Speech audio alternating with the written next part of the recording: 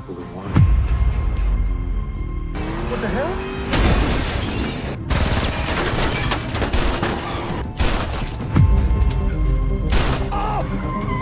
Get down!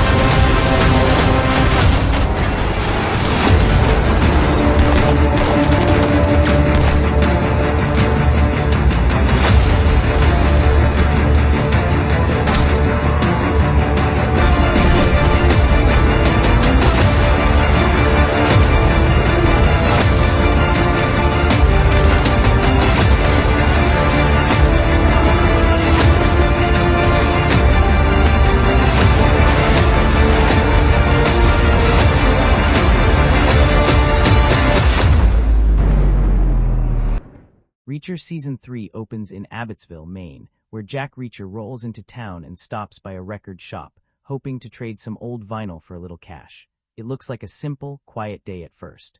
Just Reacher doing what Reacher does, drifting from place to place with almost nothing to his name. But that calm disappears fast when he glances outside and sees chaos explode right in the street. A beat-up Toyota pickup slams straight into a black Audi. Inside the Audi are a university student named Richard Beck and his bodyguard, John Cooper. At first, it looks like a bad crash, but Reacher quickly realizes this is no accident. The driver of the pickup is there for Richard. He grabs the young man, and to wipe away evidence, he tosses a grenade into the Audi, turning the car into a fireball. Reacher immediately moves in to help, but the kidnapper is armed with an Uzi, while Reacher only has a small revolver that is badly outmatched. The gunman sprays bullets, forcing Reacher to react quickly. In the struggle, Reacher manages to take the kidnapper down, then turns to Richard and tells him he is trying to save him, but everything is happening too fast. In the confusion, Reacher fires at the wrong moment and accidentally kills a police officer without even understanding what he has done until it is too late. Now the situation is a complete disaster. Reacher has saved the kid, but he has also just become the main suspect in a police shooting. With no time to explain himself, he throws Richard into the van and speeds away before the police can corner him. Campus police quickly get behind them, and Reacher has to push hard to shake the pursuit. Eventually, he loses them long enough to pull into a safer area, but the van is too risky now. He needs another way out. Behind a nearby property, Reacher spots a parked car. He breaks into it and starts hot-wiring it, preparing to disappear on his own. Richard, terrified and desperate, begs him not to leave. He tells Reacher there is another option. If Reacher takes him home, his father can help. Richard's father, Zachary Beck, is wealthy, powerful, and connected. On the surface, he is just a rug merchant, which sounds almost ridiculous considering the mess they are in, but Richard insists his father has the resources to make Reacher vanish. Reacher weighs the situation. The police are searching for him, he has no backup, and he needs somewhere to hide. Richard's offer might be dangerous, but it is also the best chance he has, so Reacher agrees and drives him home. When they arrive at the Beck property, they are stopped at the security booth by Polly Van Hoven, an ex-military guard who is built like a wall. Reacher is used to being the biggest man in almost every room, but Polly is one of the rare people who can actually make him look smaller. Polly takes Reacher's revolver, sees that it is empty, and allows them through. Inside the estate, Reacher meets Chapman Duke, the head of security. Duke directs him to Zachary Beck's office, where Reacher finally comes face-to-face with Richard's father. Beck wants to know exactly what happened that morning, and Reacher gives him the basic version. He explains that he is in serious trouble now and needs a place to stay hidden until he can get enough money together for a fake identity and a fresh start somewhere else.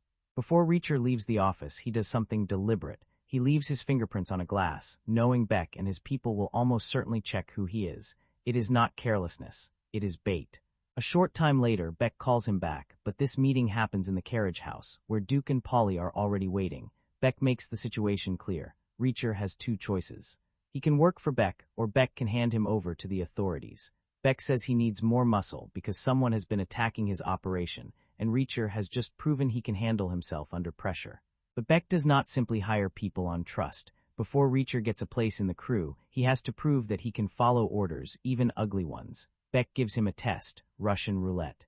Reacher has no real way out, so he plays along. He spins the cylinder, puts the gun to himself, and pulls the trigger. Nothing happens. But instead of stopping, Reacher keeps spinning and pulling again and again, almost daring the room to flinch before he does. Finally, Beck steps in and stops him. The message is clear. Reacher does not scare easily. That earns him a spot. As Reacher is being taken out, he notices something strange in the carriage house. Something appears to be buried under the dirt. He does not react openly, but he files it away.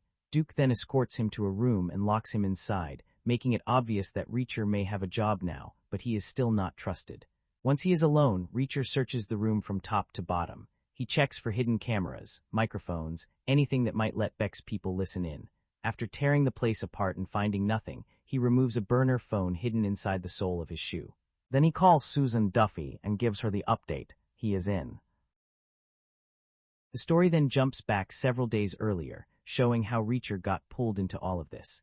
He had been walking through town when he noticed a young purse snatcher watching a woman's bag a little too closely. Reacher stepped in before the kid could make his move. Instead of destroying him, Reacher warned him, handed him a $100 bill, and sent him away with a chance to do better. Right after that, Reacher spotted someone he never expected to see again, Francis Xavier Quinn. That name means something serious to him. Quinn is not just some random face from the past. He is a man connected to Reacher's old military life, and there is unfinished history between them. Reacher tries to reach him, but Quinn disappears into a car with his driver before Reacher can get close.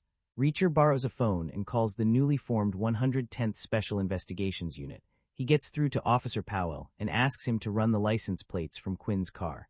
Powell checks, but the search comes up empty.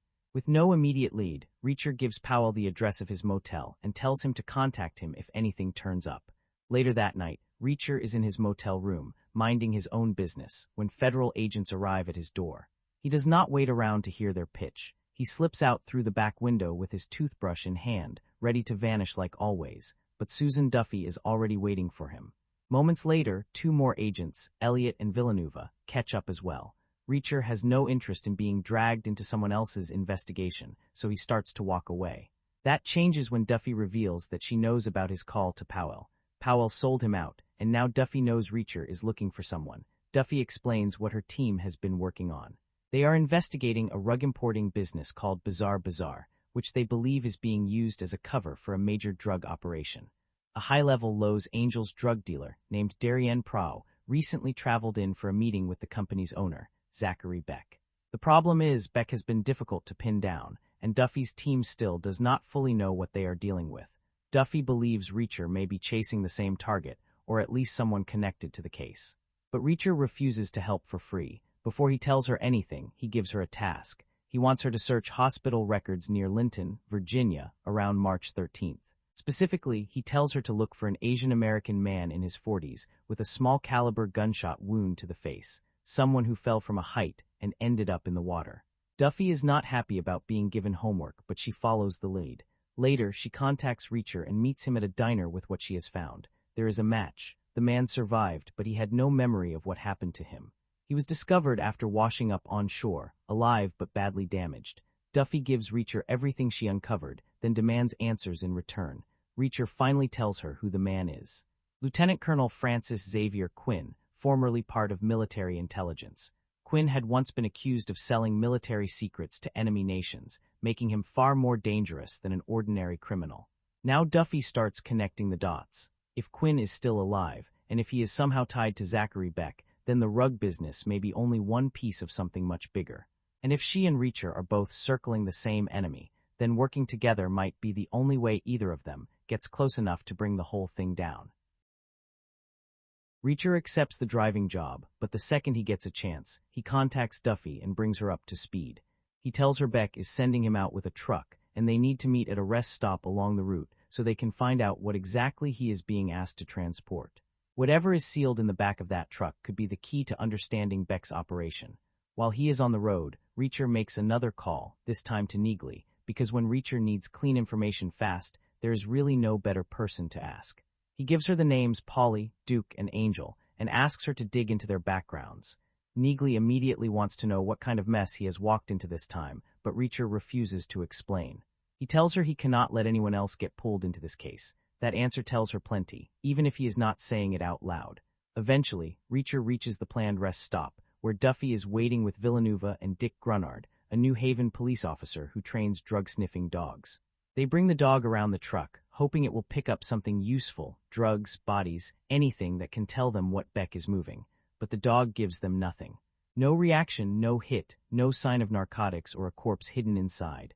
That leaves all of them frustrated, because the truck clearly matters, but they still do not know why. Reacher gets to work on the lock, carefully soldering it so he can open and reseal it without leaving obvious signs of tampering. While he handles that, Villanueva takes the GPS tracker to the next rest stop. If Beck's people are monitoring the truck's location, the signal needs to keep moving in a believable way so nobody gets suspicious. Duffy climbs into the truck with Reacher, and during the brief quiet moment, he tells her what he has started to suspect. Beck may not actually be the person running the entire operation. He might only be the visible face of it. If that is true, then Quinn could be the real mind behind everything. And if Quinn is pulling the strings, the danger level just changed completely. Reacher finishes the delivery and follows the instructions he is given. He exchanges the truck, takes an empty one back, and returns to the warehouse like nothing unusual happened. When he walks inside, he finds Angel there alone. That already feels wrong. Angel has been checking Reacher's movements on a map, and when he calls Reacher over, it is clear he has something on his mind. He tells Reacher they need to talk before Duke arrives to pick him up. Then Angel starts laying out what he found. He searched the minivan Reacher supposedly hotwired, but the steering column did not have the damage it should have had. There were no fresh scratches, and the floor mats did not have bits of wire insulation from stripped cables. In other words, the hotwiring story does not add up. Reacher stays calm and lies without blinking. He says he cleaned up the leftover pieces and threw them away. Angel finds that answer strange, almost funny, but not funny enough to believe it. Reacher can see it now. Angel is not just suspicious. He is close to figuring him out, and that means Reacher needs to leave immediately. But before he can create distance, Duke pulls up outside to take him back to the house. Reacher starts toward the exit, but Angel suddenly decides to stop playing games. He says out loud that he thinks Reacher is dirty, and worse than that, he thinks Reacher is working with law enforcement. Angel is about to go to Duke with it, and Reacher cannot allow that to happen. In one brutal, instant move, Reacher grabs him and slams his head down onto a metal pin, killing him on the spot. There is no long struggle, no warning, no time for Angel to shout. 1 second he is a problem. The next second he is a body. Reacher quickly drags Angel out of sight and stuffs him under a desk, though it is not exactly a masterpiece of cleanup. Outside, Duke gets tired of waiting and honking the horn, so he starts coming in. Reacher manages to step out just in time, acting like nothing happened. He tells Duke the delay was Angel's fault because the guy would not stop talking. On the drive back, Duke asks what Angel was going on about, but Reacher keeps it casual and makes it sound like meaningless complaining. He gives Duke nothing to hold on to. Back at the house, Reacher ends up in the kitchen and strikes up a little conversation with Annette, the maid. From her, he learns that she was born in Le Havre and came to Maine for school. Working for Beck is just how she is paying her way through college. It is a small detail, but Reacher notices people, especially people trapped around powerful men who may not be telling the full truth. A short time later, Duke comes back and tells Reacher that Beck wants to speak with him. Apparently, Angel left a voicemail, and Beck has questions. Inside Beck's office, the mood is different. The conversation is sharper now. Beck explains that Angel identified the pickup truck used in Richard's kidnapping. It belonged to a group Beck's people had dealt with before. But according to Beck, those men do not have anyone who matches the kidnapper Reacher described. Reacher offers a possibility. Maybe that group is growing bolder. Maybe they are expanding and used Richard as a warning shot, a way to send Beck a message, but Beck does not seem convinced. If these people really wanted to make a power move, why would they suddenly vanish afterward? Why would they stay quiet? Reacher suggests they may be waiting for the right moment to resurface. He tries to use the conversation to pull more details out of Beck, to find out who Beck fears, who he answers to, and where Quinn might fit into the picture. But Beck does not give him anything useful. He keeps his cards close. Later, Reacher calls Neagley again, and this time she has results. Polly and Angel both have military backgrounds, and both were kicked out for violent misconduct and harassment. Duke used to be a police officer, but his own history is dirty too, with a criminal record attached to his name. Neagley offers to come help, because that is what she always does when Reacher is in trouble.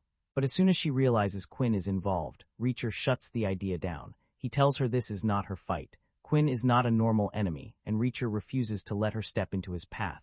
There is no debate. He ends the call before she can push any further.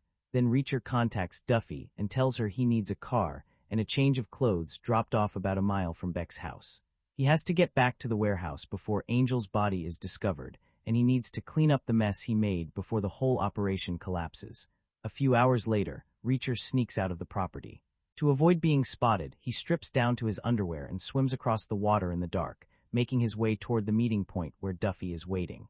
By the time he reaches her, the situation is already moving fast, and every mistake could cost them the case. Inside the car, Reacher explains what happened with Beck and Angel. He tells Duffy they need to convince Beck that the fake kidnappers are no longer a threat, because if Beck keeps digging, the staged kidnapping could unravel. He also repeats what he has been thinking. Quinn may be more involved than they first believed. Beck might be dangerous, but Quinn could be the one directing the violence from behind the curtain. Duffy, however, is still focused on Teresa. She cannot let go of the possibility that Teresa is hidden somewhere in the warehouse, scared and waiting for help. She insists they search the place while they are there. Reacher does not argue much. But in a rare moment of honesty, he gives Duffy a glimpse into why Quinn matters so much to him.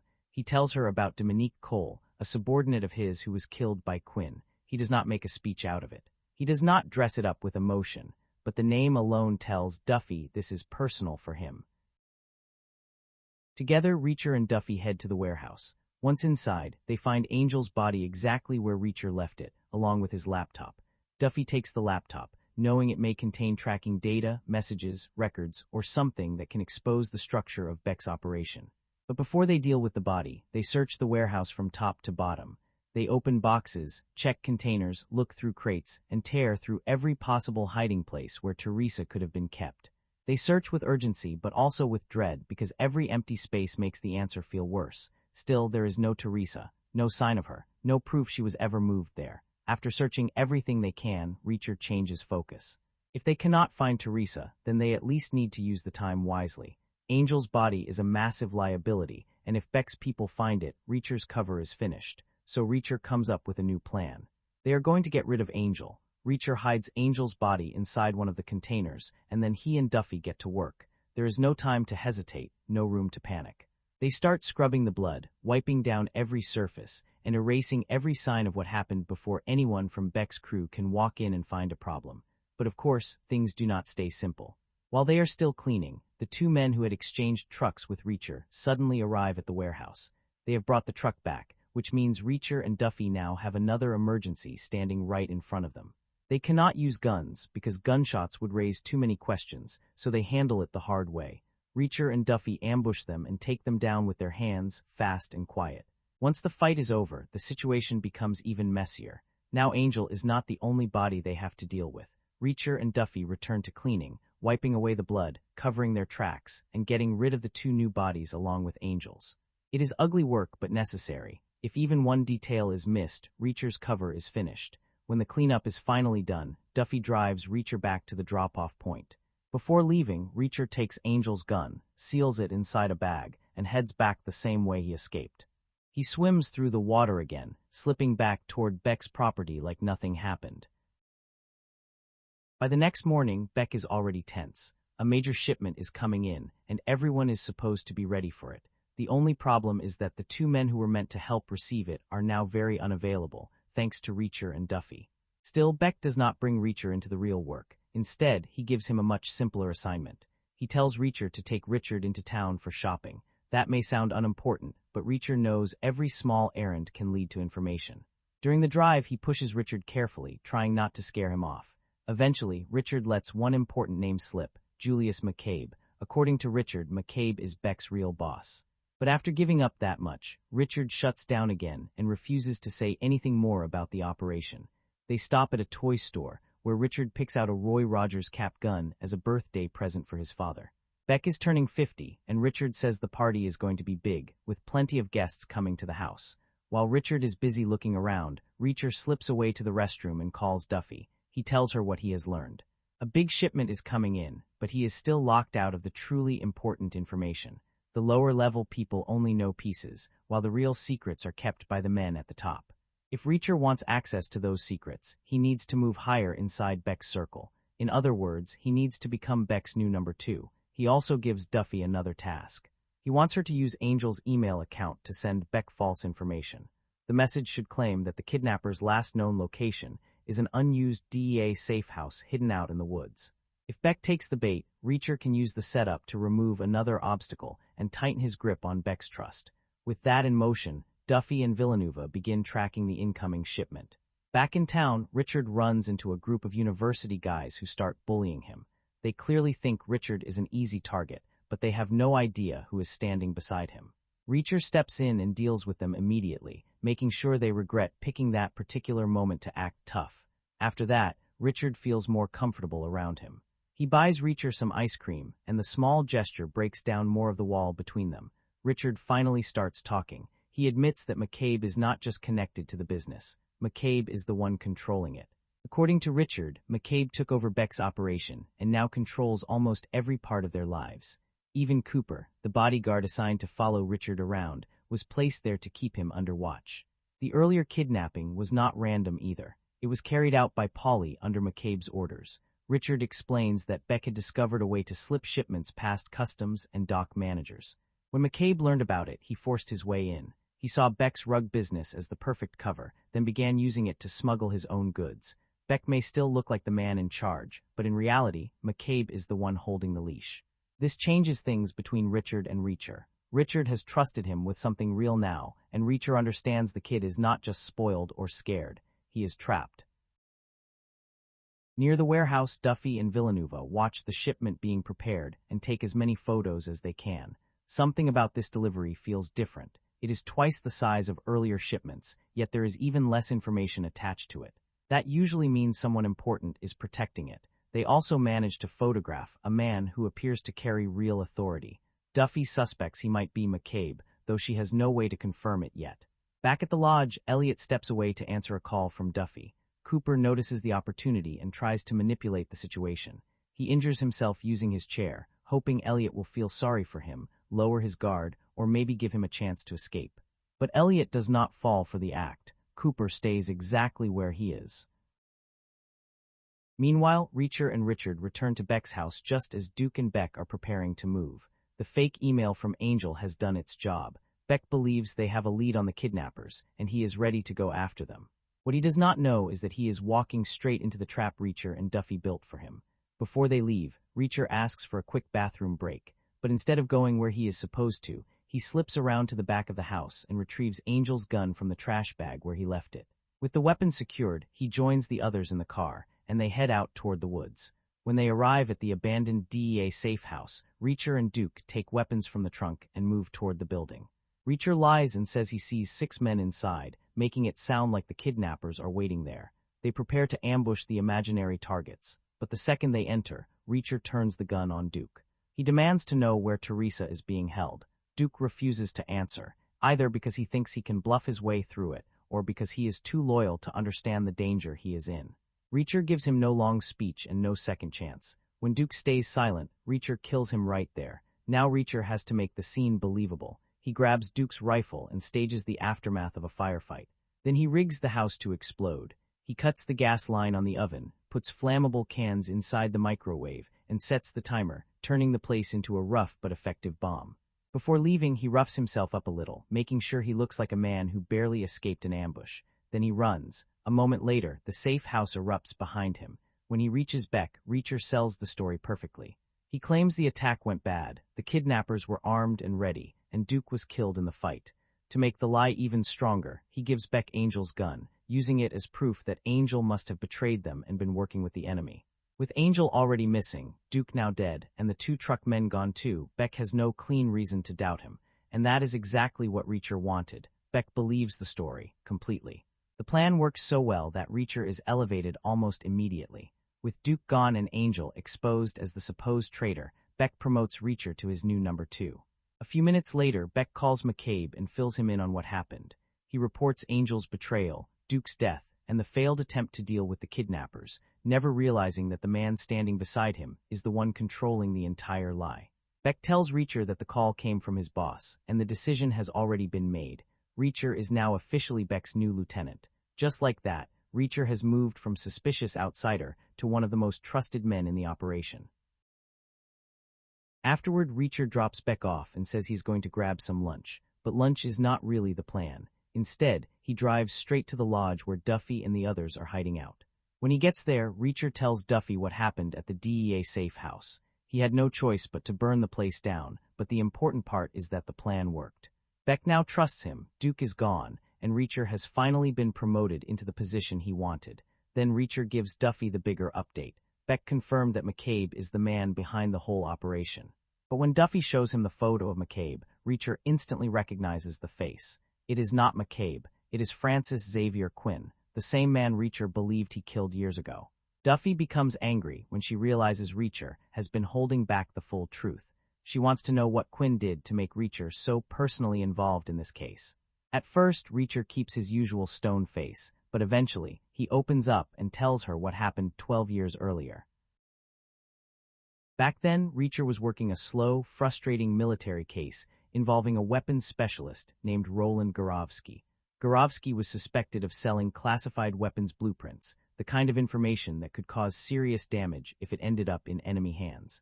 Sergeant Dominique Cole was assigned to assist Reacher on the investigation. She was sharp, disciplined, and extremely hardworking. She was not just there to follow orders. She was actively solving the case. In fact, Cole was the one who figured out that the document exchange was happening at a park. Gorovsky tried to trick them during the meet, but Reacher and Cole still managed to capture him. Once they interrogated him, the case took a darker turn. Gorovsky confessed that he was not acting freely. Quinn had been blackmailing him and forcing him to leak the blueprints by holding his 4-year-old daughter hostage. Private Tony Froscone also helped the investigation by bringing Quinn's phone records to Cole. Those records pointed to a connection between Quinn and a man named Sawin Kashum, a Syrian national with military ties. Reacher suspected Kashum was the buyer, the man receiving the classified secrets Quinn was selling. Reacher, Cole, and Froscone eventually arrested Kashum, bringing the case close to the finish line. But something about the way people viewed the investigation bothered Reacher. Everyone assumed he had done the heavy lifting, while Cole had simply been along for the ride. Reacher hated that, because he knew Cole had earned real credit. She had worked the case, found the leads, and helped put the pieces together. So Reacher decided to move forward in a way that would let Cole receive the recognition she deserved. Kashum broke and helped the military recover the classified documents from Quinn. Reacher and Cole confirmed the documents were genuine, and with the evidence they had gathered, Quinn's escape routes seemed completely closed. The case looked finished. That was when Reacher made the decision he would regret for the rest of his military career. He wanted Cole to make the arrest herself so she could get the spotlight. She had earned it. So Cole took Froscone and went to Quinn's house to bring him in, but then too much time passed. Cole did not report back. At first, Reacher waited, then concern started turning into something worse. He texted her hoping for a simple update, but the reply he received told him immediately that something was wrong. Since the first day they worked together, Reacher had told Cole not to call him sir. She knew that. So when the message ended with that word, Reacher understood it was not really coming from her, or if it was, it had been sent under pressure. Reacher and the military police rushed to Quinn's house, but when they arrived, they found only Froscone's body. Cole was gone. Quinn had taken her somewhere else. Reacher knew what that meant. Quinn was probably torturing her for information, and with a man like Quinn, that meant something horrifying. He was not just corrupt. He was sadistic, unstable, and capable of cruelty without hesitation. Reacher started working through the clues and came to the conclusion that Quinn had likely taken Cole to his weekend property in Linton. He headed that way while the military worked to confirm the exact address. Once they tracked it down, Reacher reached Quinn's location, ready to end the case for good, but when he entered a barn on the property, he found the nightmare waiting for him. Dominique Cole was dead. Her body showed signs of every kind of cruelty Quinn could inflict. For Reacher, the sight was unbearable. He was furious, but underneath that anger was grief. Cole had trusted him. He had trusted her with the arrest. And now she was gone because he had wanted her to get the credit she deserved. That moment changed the case from justice to vengeance. Reacher found Quinn and dragged him to the edge of a cliff, with a violent river raging below. Then he used Quinn's own small-caliber gun and shot him in the face. The bullet should have ended it. Reacher believed Quinn was dead when he fell into the water, but the bullet had missed Quinn's brain. Somehow, Quinn survived. And now, 12 years later, he is standing at the center of this entire operation under the name Julius McCabe. After Reacher finishes telling the story, Duffy admits something of her own. She never actually paid Teresa to go undercover. Instead, she scared her with fake threats about prison time, and Teresa believed her. Now Duffy is carrying that guilt heavily. Teresa went into danger because Duffy pushed her there, and Duffy feels responsible for getting her back alive. Reacher returns to Beck's house and starts gathering more information in smaller ways. He asks Agnes and Annette about the kind of people who will be attending Beck's birthday party. Their answer tells him a lot. Beck apparently hates people from work, and he does not seem to have real friends either. Agnes even calls him lonely, making it clear that the birthday party is not exactly a warm gathering of loved ones. The next morning, Reacher sees Richard boxing and decides to help him. It is partly training and partly connection. Richard is scared and trapped, but Reacher sees that the kid still has some fight in him. Meanwhile, Duffy and Villanova hit the road, checking the warehouses connected to Bazaar one by one. They are searching for any sign of Teresa, hoping she might have been moved to one of the company's other locations. Eventually, their search leads them to a tubing facility. Then Beck calls Reacher with troubling news. Angel's laptop has a tracking app on it, and according to the app, the laptop was last seen at a facility. The exact same facility where Duffy and Villanova are right now. Beck has already reacted to the laptop situation. The moment he finds out where Angel's computer was last tracked, he sends 3 men to the facility to kill whoever has it. And just to make sure the job gets done, he sends Reacher too. Reacher knows immediately how bad this is. He gets behind the wheel and floors it toward the tubing facility, trying again and again to reach Duffy before Beck's men arrive. But Duffy does not answer. She and Villanova are already inside the warehouse, completely unaware that 3 killers are on their way. The men reach the facility before Reacher does and move inside. Reacher is still racing there when he calls Elliot and tells him what is happening. Since Duffy is not picking up, Elliot thinks fast and calls the company phone inside the facility, hoping someone will hear it. Inside the warehouse, Harley and the 2 other men spot Duffy and Villanova. At that exact moment, the phone starts ringing. Duffy finds it strange because the facility is supposed to be closed, so she picks it up. Elliot quickly warns her that Quinn has sent people after her, and they are already in the building.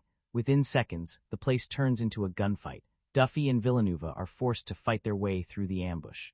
Moments later, Reacher arrives and joins the chaos. He takes down one of the attackers, while Duffy kills another. But during the fight, Duffy accidentally drops her badge, which could destroy everything if the wrong person finds it.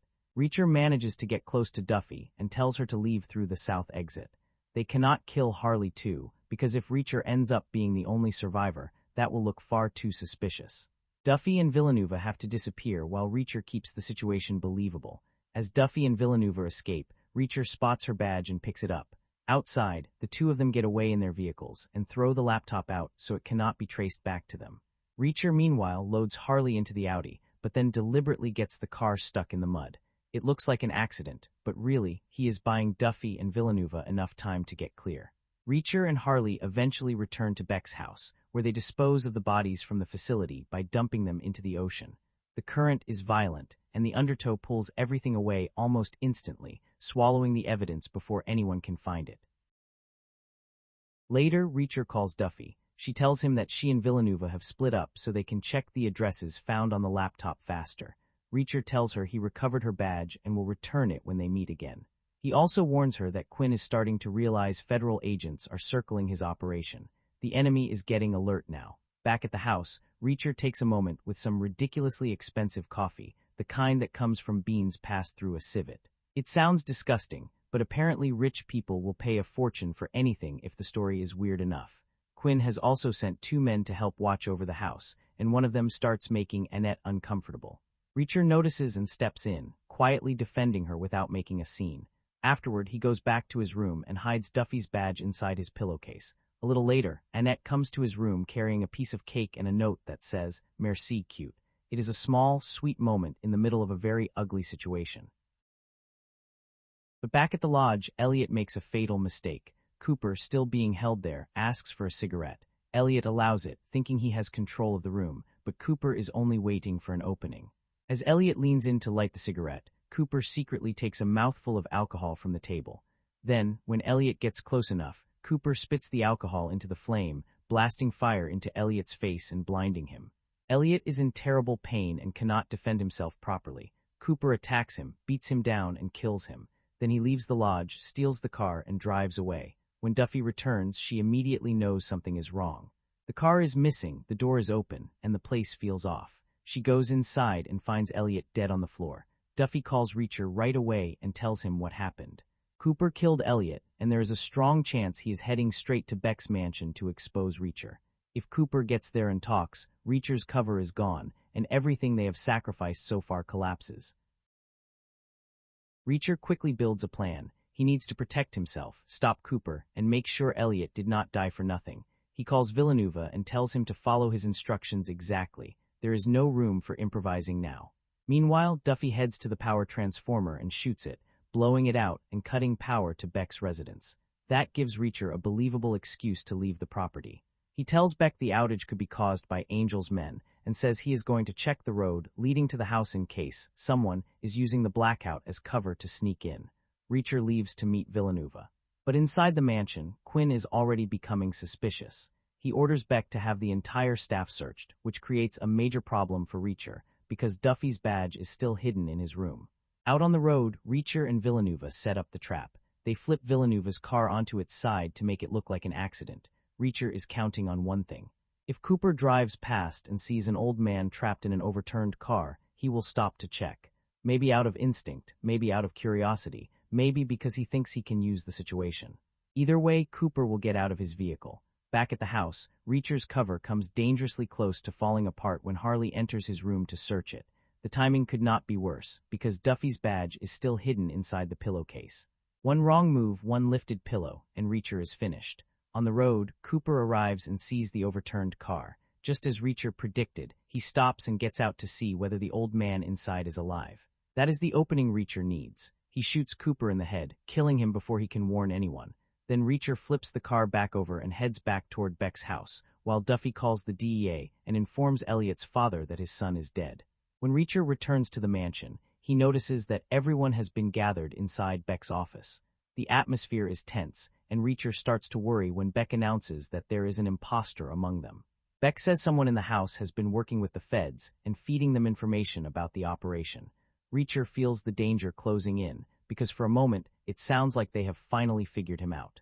But then the truth comes out. The supposed imposter is Annette. Polly has already killed Annette, and now Reacher is ordered to get rid of her body by dumping it into the ocean. Before he can do it, Polly makes sure to remind Reacher who has the physical upper hand in the house by hitting him across the face. Reacher takes it, because right now, blowing his cover over pride would be a stupid move. But Annette's death hits differently. She was not just another person caught in the middle. She had been undercover. After dealing with the body, Reacher contacts Duffy and tells her what happened. The maid was ATF, and now she is dead. But the tragedy also helps him make the final connection. Reacher tells Duffy he has figured out what Quinn's operation is really moving. It is not drugs, it is guns. Not ordinary street weapons either, but expensive, high-quality firearms that are difficult to trace. Reacher lays out the pieces for Duffy. Beck hired a mechanic. There was also an undercover gun tester involved. One of the locations found on Angel's laptop was connected to a lubricant company, which now makes perfect sense. The weapons needed to be cleaned, tested, and kept in perfect condition before being handed over to buyers. They already knew Quinn had a major sale coming up. Now they know what he is actually selling. The next morning, Beck comes to Reacher's room with new instructions. He says both of them have been summoned to the warehouse, and this meeting is only for them. That detail immediately tells Reacher this is important. Before leaving with Beck, he heads into the bathroom and calls Duffy to brief her. He tells her Quinn is the one who called them in. Duffy warns him not to do anything reckless. She wants him to keep his phone on so they can listen in and gather whatever evidence they can. For Reacher, though, this is bigger than surveillance. He is finally about to stand in front of Quinn again. And now he will find out whether Quinn's memory loss is real or just another act. Reacher and Beck arrive at the warehouse, while Duffy and Villanova quietly set up outside to watch the place. Inside, Reacher sees the operation in motion. Guns are being inspected, checked, and packed into crates. It is no longer a theory. Quinn's business is right in front of him. Beck asks Reacher if he is ready to meet the boss. Reacher answers that he has been waiting for this for a long time, and with that, he pulls a gun from his waistband. When Reacher finally comes face to face with Quinn, one thing becomes clear. Quinn really does not remember him. The amnesia is genuine. He has no idea that the man standing in front of him is the same man who once shot him and threw him into a river. Quinn is furious with Beck over the recent failures, and he takes that anger out on him verbally. But he does not kill Beck because Beck still has a role to play. The clients expect Beck to be present at the transaction, so for now, Beck gets to stay alive. Quinn rips into him for the mistakes, but interestingly, he seems impressed with Reacher. From Quinn's point of view, Reacher has saved the operation more than once, and that makes him useful. Then Reacher notices something being carried inside. It is a dress. Quinn casually confirms that the dress is for Teresa. That gives them two pieces of news at once. The good news is that Teresa is still alive. The bad news is much worse. Quinn plans to use her as part of the deal, almost like a bonus offering to keep the buyers satisfied after all the delays. To Quinn, Teresa is not a person. She is leverage. While all of this is happening inside, Terekhov and his men arrive outside the warehouse. Harley brings a bag of cash out to Terekhov's car. Terekhov is the man Quinn borrowed money from, and now Quinn is under pressure from him. Not only has Quinn been slow in paying the money back, but the gun sale is also behind schedule. Terekhov is not just some angry investor. He is a powerful Russian mafia figure, the kind of man even Quinn has to treat carefully. That alone says a lot, because Quinn is not easily intimidated by anyone. Terekhov eventually drives away, and Quinn gives fresh orders to his men. He wants them to find out who has been investigating his operation and eliminate them. Quinn is done reacting. Now he is hunting. Duffy and Villanova follow the lead from the dress and go to the shop where it was ordered. They manage to get the number of the person who placed the order, but when they try calling it, no one answers. It is another lead, but not enough yet. Back at Beck's house, Reacher calls Duffy and tells her he will be in town for about an hour. Then he goes to Richard and brings up the cap gun he bought for Beck's birthday. Reacher tells him that if he went through the trouble of buying the gift, he might as well get some glue to fix the crack in it, the damage caused earlier by the bullies from school. Richard heads off to buy the glue, giving Reacher a chance to slip away and meet Duffy in an alley. There, he returns her badge, removing one more dangerous loose end from his room. Duffy tells him Villanova has a contact who works with a service provider, and that contact might be able to help them pull call logs from the number tied to the dress order. They are getting closer slowly, but Quinn is also getting more alert. Before they separate, Duffy thanks Reacher for not killing Quinn when he had the chance in the warehouse. She knows how personal this is for him, and she understands how hard it must have been to stand in front of the man who murdered Dominique Cole and not pull the trigger. Then, without planning it, Duffy suddenly grabs Reacher and kisses him. Almost immediately, she gets annoyed with herself for doing it, like her emotions got ahead of her brain for half a second. Reacher does not make it awkward, but the moment is cut short anyway when Villanova arrives. Reacher quickly tells Villanova to stay back. The problem is that Villanova played the fake cop Reacher, shot during the staged kidnapping. If Richard sees him, the whole setup could fall apart, and of course, that is exactly what happens. Richard recognizes Villanova. Just like that, the secret is out. Meanwhile, far away in Rock Creek, Virginia, Quinn's men are already moving against anyone connected to the investigation. They track down Powell, the officer from the 110th who ran Quinn's license plate for Reacher. Quinn's men torture and interrogate him, trying to find out how much he knows and who else is involved. Quinn also sends 2 killers to Chicago to take out Neagley in her office. That goes exactly as badly for them as anyone who knows Neagley would expect. She fights back and takes out both attackers. One of them is wounded and starts begging her to call an ambulance as he slowly fades. Neagley does not panic. She asks him who hired them first. Before offering him any help, she gets the name, Costello. That is the man who arranged the hit on her. Then Neagley calls Reacher and tells him someone sent men to kill her, but she is fine. Reacher immediately understands what this means. Quinn has started cleaning up every person who has been digging into his operation, Anyone connected to Reacher, Duffy, or the investigation is now a target. He cuts the call in a hurry, realizing Powell could be in danger too. As for the wounded man begging for help, Neagley coldly tells him, "You're an ambulance," and lets him die. Reacher calls the 110th and tells them to send 3 armed men to Powell's house immediately to make sure he is safe. But by then, it is already too late. At Beck's mansion, Quinn's car suddenly speeds into the driveway, and Beck immediately gets nervous. Quinn has discovered something serious. One officer from the 110th, Powell, flagged his license plate. At the same time, a former member of the 110th has been investigating the men Quinn hired for the operation. Beck realizes what that means and tells Quinn that Reacher used to be part of the 110th. The truth finally lands. Quinn orders Polly to shoot Reacher, but Reacher is already gone. Reacher grabs a plow truck and tears out of Beck's property as fast as he can, but he does not get far before the vehicle is shredded by gunfire. The truck takes too much damage to keep going, so Reacher is forced to abandon it and call Duffy. He tells her his cover is completely blown and gives her the road below Beck's property as the pickup point. But Quinn is not giving him any room to breathe. He sends his men out on quad bikes to hunt Reacher down before Duffy can reach him. Reacher cuts the call, slips into the woods, and disappears into the trees. The men come after him thinking they have the advantage, but this is exactly the kind of terrain where Reacher becomes even more dangerous. One by one, he takes them down in the woods, quiet and brutal, the way only he can. After wiping out Quinn's men, Reacher escapes and makes his way to a laundromat. There, he pays an elderly couple to let him stay hidden for the night. It is not glamorous, but for Reacher, staying alive and staying unseen matters more than comfort. Polly later reaches the woods and discovers the aftermath. Every man Quinn sent after Reacher is dead, and Reacher himself is gone. Polly returns to the house and tells Quinn that Reacher escaped. Quinn takes the news badly. Furious and humiliated, he decides to punish Beck through Richard. He forces Richard to play Russian roulette right in front of his father. Richard survives, but Quinn still makes his point by cutting off Beck's ear. Meanwhile, Reacher regroups with Duffy and Villanueva. Duffy believes it may be time to bring in the ATF and raid Quinn's operation directly, but Reacher shuts that idea down. Quinn knows the secret is out now, which means he will already be changing his process, moving pieces around, and covering weak points. A raid based on old information might only hit empty rooms.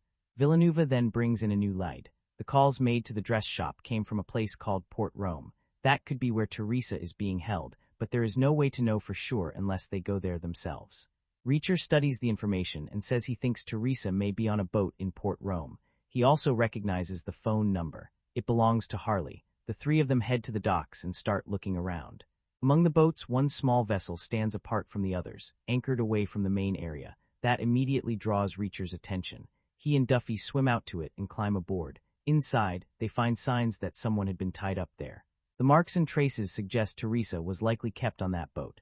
Then Harley approaches in a speedboat. Reacher and Duffy move fast, catching him before he can regain control of the situation.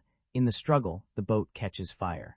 Harley finally admits that Quinn was paying him to hold Teresa, but once the operation was exposed, Quinn wanted Teresa somewhere closer, someplace he could personally keep an eye on her. Harley does not know exactly where that is.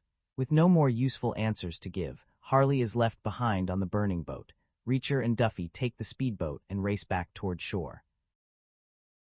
Back on land, Duffy is furious that their last solid lead did not give them Teresa's location, but Reacher tells her they still have someone inside Quinn's operation who can help them. The only catch is that this person does not know he is helping yet. Then Reacher tells Duffy to get ready. They are going to Los Angeles. Before heading there, Reacher and Duffy stop in Boston to visit Teresa's grandmother. The old woman is still sharp, lively, and full of spirit, but underneath that strength, she is deeply worried about her missing granddaughter. The visit makes the stakes feel even more personal for Duffy, because Teresa is not just a missing informant anymore. She is someone with a family waiting for her to come home. In Illinois, Neagley tracks down Costello and forces information out of him. Costello admits that he was Quinn's fixer, but he also reveals something even darker. This is not the first time Quinn has destroyed innocent people to protect his criminal business. 5 years earlier, back in Chicago, Quinn had taken over a family-run export company. At first, the family tried to survive under his control, but eventually they had enough. They threatened to report him to the authorities. Quinn responded in the most horrific way possible. He killed the entire family, including the children. The more they learn, the clearer it becomes that Quinn does not just remove problems, he erases them completely. In Los Angeles, Duffy and Reacher review footage connected to Darien Prao's illegal dealings. As they watch the recordings, Reacher notices something small but extremely useful, something that gives them a new angle to pressure Darien. During this time, the tension between Reacher and Duffy finally breaks. Duffy had been trying to keep things professional, but emotions and danger have a way of blurring lines. One thing leads to another, and the two give in to the attraction that has been building between them. Somewhere out there, Roscoe and Dixon would probably have thoughts about this. The next day, Reacher and Duffy track down Darien and force him to take them to his gallery. Once they are inside, Reacher starts laying out the situation in plain terms. Darien has already committed 2 violent felonies, and if he gets hit with one more, he is looking at a guaranteed life sentence. Darien tries to push back, but Duffy is ready. She opens her laptop and plays a video showing Darien placing a disabled parking tag in his car so he could use a space meant for disabled people. That alone is bad, but Reacher is not finished. He tells Darien they also know he threatened a doctor into falsifying a diagnosis for severe knee arthritis. That threat counts as another violent felony. Now Darien has a problem he cannot talk his way out of. Reacher gives him a choice. He can help them by pretending to arrange a gun deal with Beck, or they can turn him in and let the law crush him. Darien realizes he has no real option, so he agrees to cooperate. But even by helping them, he is still trapped. Reacher and Duffy are using him exactly the way Quinn uses people, except this time, it is to bring Quinn down. The next morning in Maine, Neagley steps into the operation by posing as someone from Darien's side. She waits for Beck, and when he arrives, she plays the role perfectly. She acts like she is there to discuss the fake gun deal, but carefully steers the conversation toward the information they actually need. From a distance, Reacher, Duffy, and Villanueva watch the exchange closely. Neagley tells Beck that Reacher may be his only real chance of surviving this. If Beck wants to get out from under Quinn and protect Richard, he needs to trust Reacher and give him the details of the major buy. Beck admits that he does not know much. He only knows the deal is happening today, and the buyers are flying in from Yemen on a private airfield. Neagley pushes him harder. She tells Beck that if he wants to save himself and his son, he needs to find out the exact time and location of the deal. Without those details, nobody can help him. To keep the act convincing, Neagley and Beck stage a fake argument over price negotiations.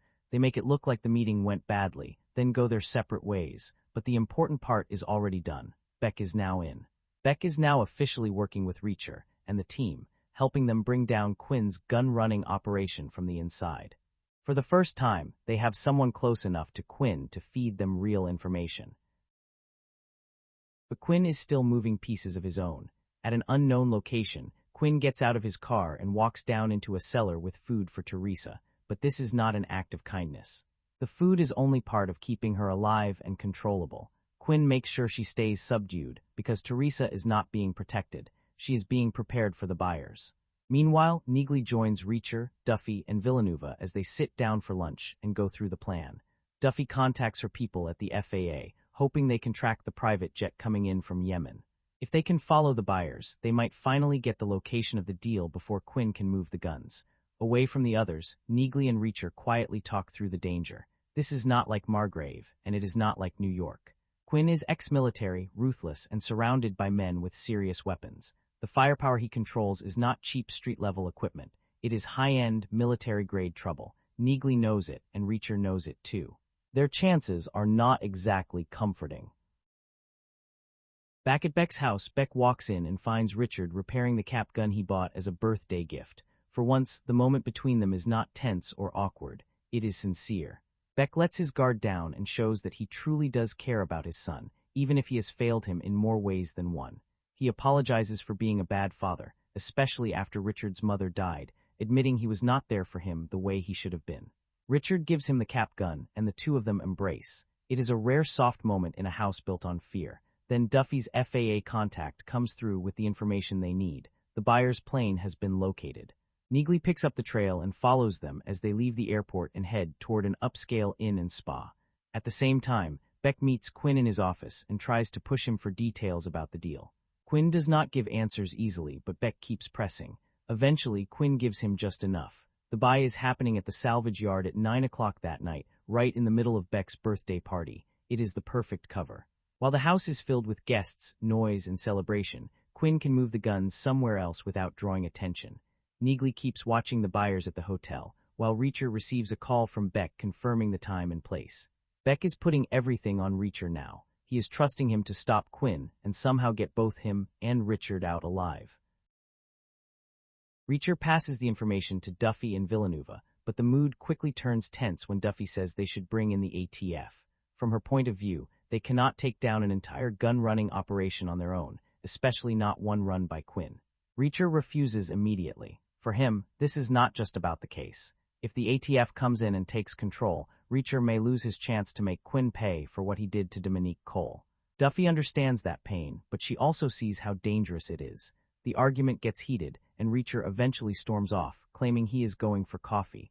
Duffy and Villanova realize they are out of options. Whether Reacher likes it or not, the ATF needs to know, so they take the case to them. The meeting goes badly almost from the start. Duffy is angry because the ATF wants to push her team out after all the work they have done. The ATF, on the other hand, is furious that they were brought in this late, with a major weapons deal happening that same night. After a lot of shouting and pressure from both sides, they reach a compromise. The ATF will leave the bust at the salvage yard and handle the follow-up investigation. Duffy's team will not be allowed to engage. They are ordered to stay inside the ATF surveillance van and watch. Reacher is absolutely not on board with this arrangement, but Duffy and Villanova do not have much choice. As night falls, Beck continues preparing for the birthday party. He helps Richard with his bow tie, trying to hold onto the comm before everything breaks apart. But their moment is interrupted when Quinn storms in and pulls Beck away, sending him to the salvage yard. Outside the salvage yard, the ATF moves into position, waiting for the weapons deal to begin. Inside the surveillance van, Duffy and Villanova watch the area carefully. Then they see Reacher step out and walk straight toward the trunk of Duffy's car. He opens it and pulls out a sniper rifle. It turns out Reacher did not really go out just for coffee earlier. He went and bought himself a rifle. Duffy follows him outside, ready to stop him, but the second she sees the look on his face, she knows it is pointless. Reacher has already made up his mind. She sighs and returns to the van, knowing there is no talking him down now. Soon, a convoy of bizarre trucks and 2 black cars rolls into the salvage yard. Reacher takes position with the rifle and calls Neagley. He tells her that after this is over, she needs to erase every connection between herself and him. Whatever he is about to do will make him look like enemy number 1 to the government. Then something feels wrong. Reacher tells Neagley the buyers have arrived, but she immediately corrects him. She has been following the real buyers ever since they left the inn.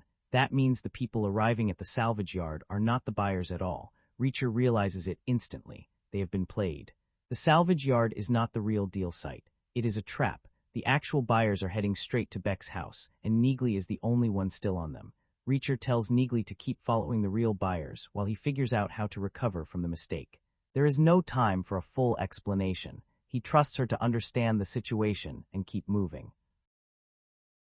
At the salvage yard, Beck steps out of his car and sees the same thing Reacher has already figured out. The buyers are not there. He has been set up too. Then everything explodes into action. Reacher starts picking off Quinn's men from his position, and the scene turns into a full shootout between Quinn's people and the ATF. Duffy and Villanova cannot sit still anymore. They grab bulletproof vests and rush into the fight, ignoring the order to stay back. Bullets tear through the yard. Men drop. The fake meeting collapses into pure chaos. Once the worst of the shooting is over and most of Quinn's men are dead, Reacher regroups with Duffy and Villanova, managing to save Beck in the process. Beck confirms what Reacher already suspected. He was tricked too. He had no idea the real deal was taking place back at his own house during the party.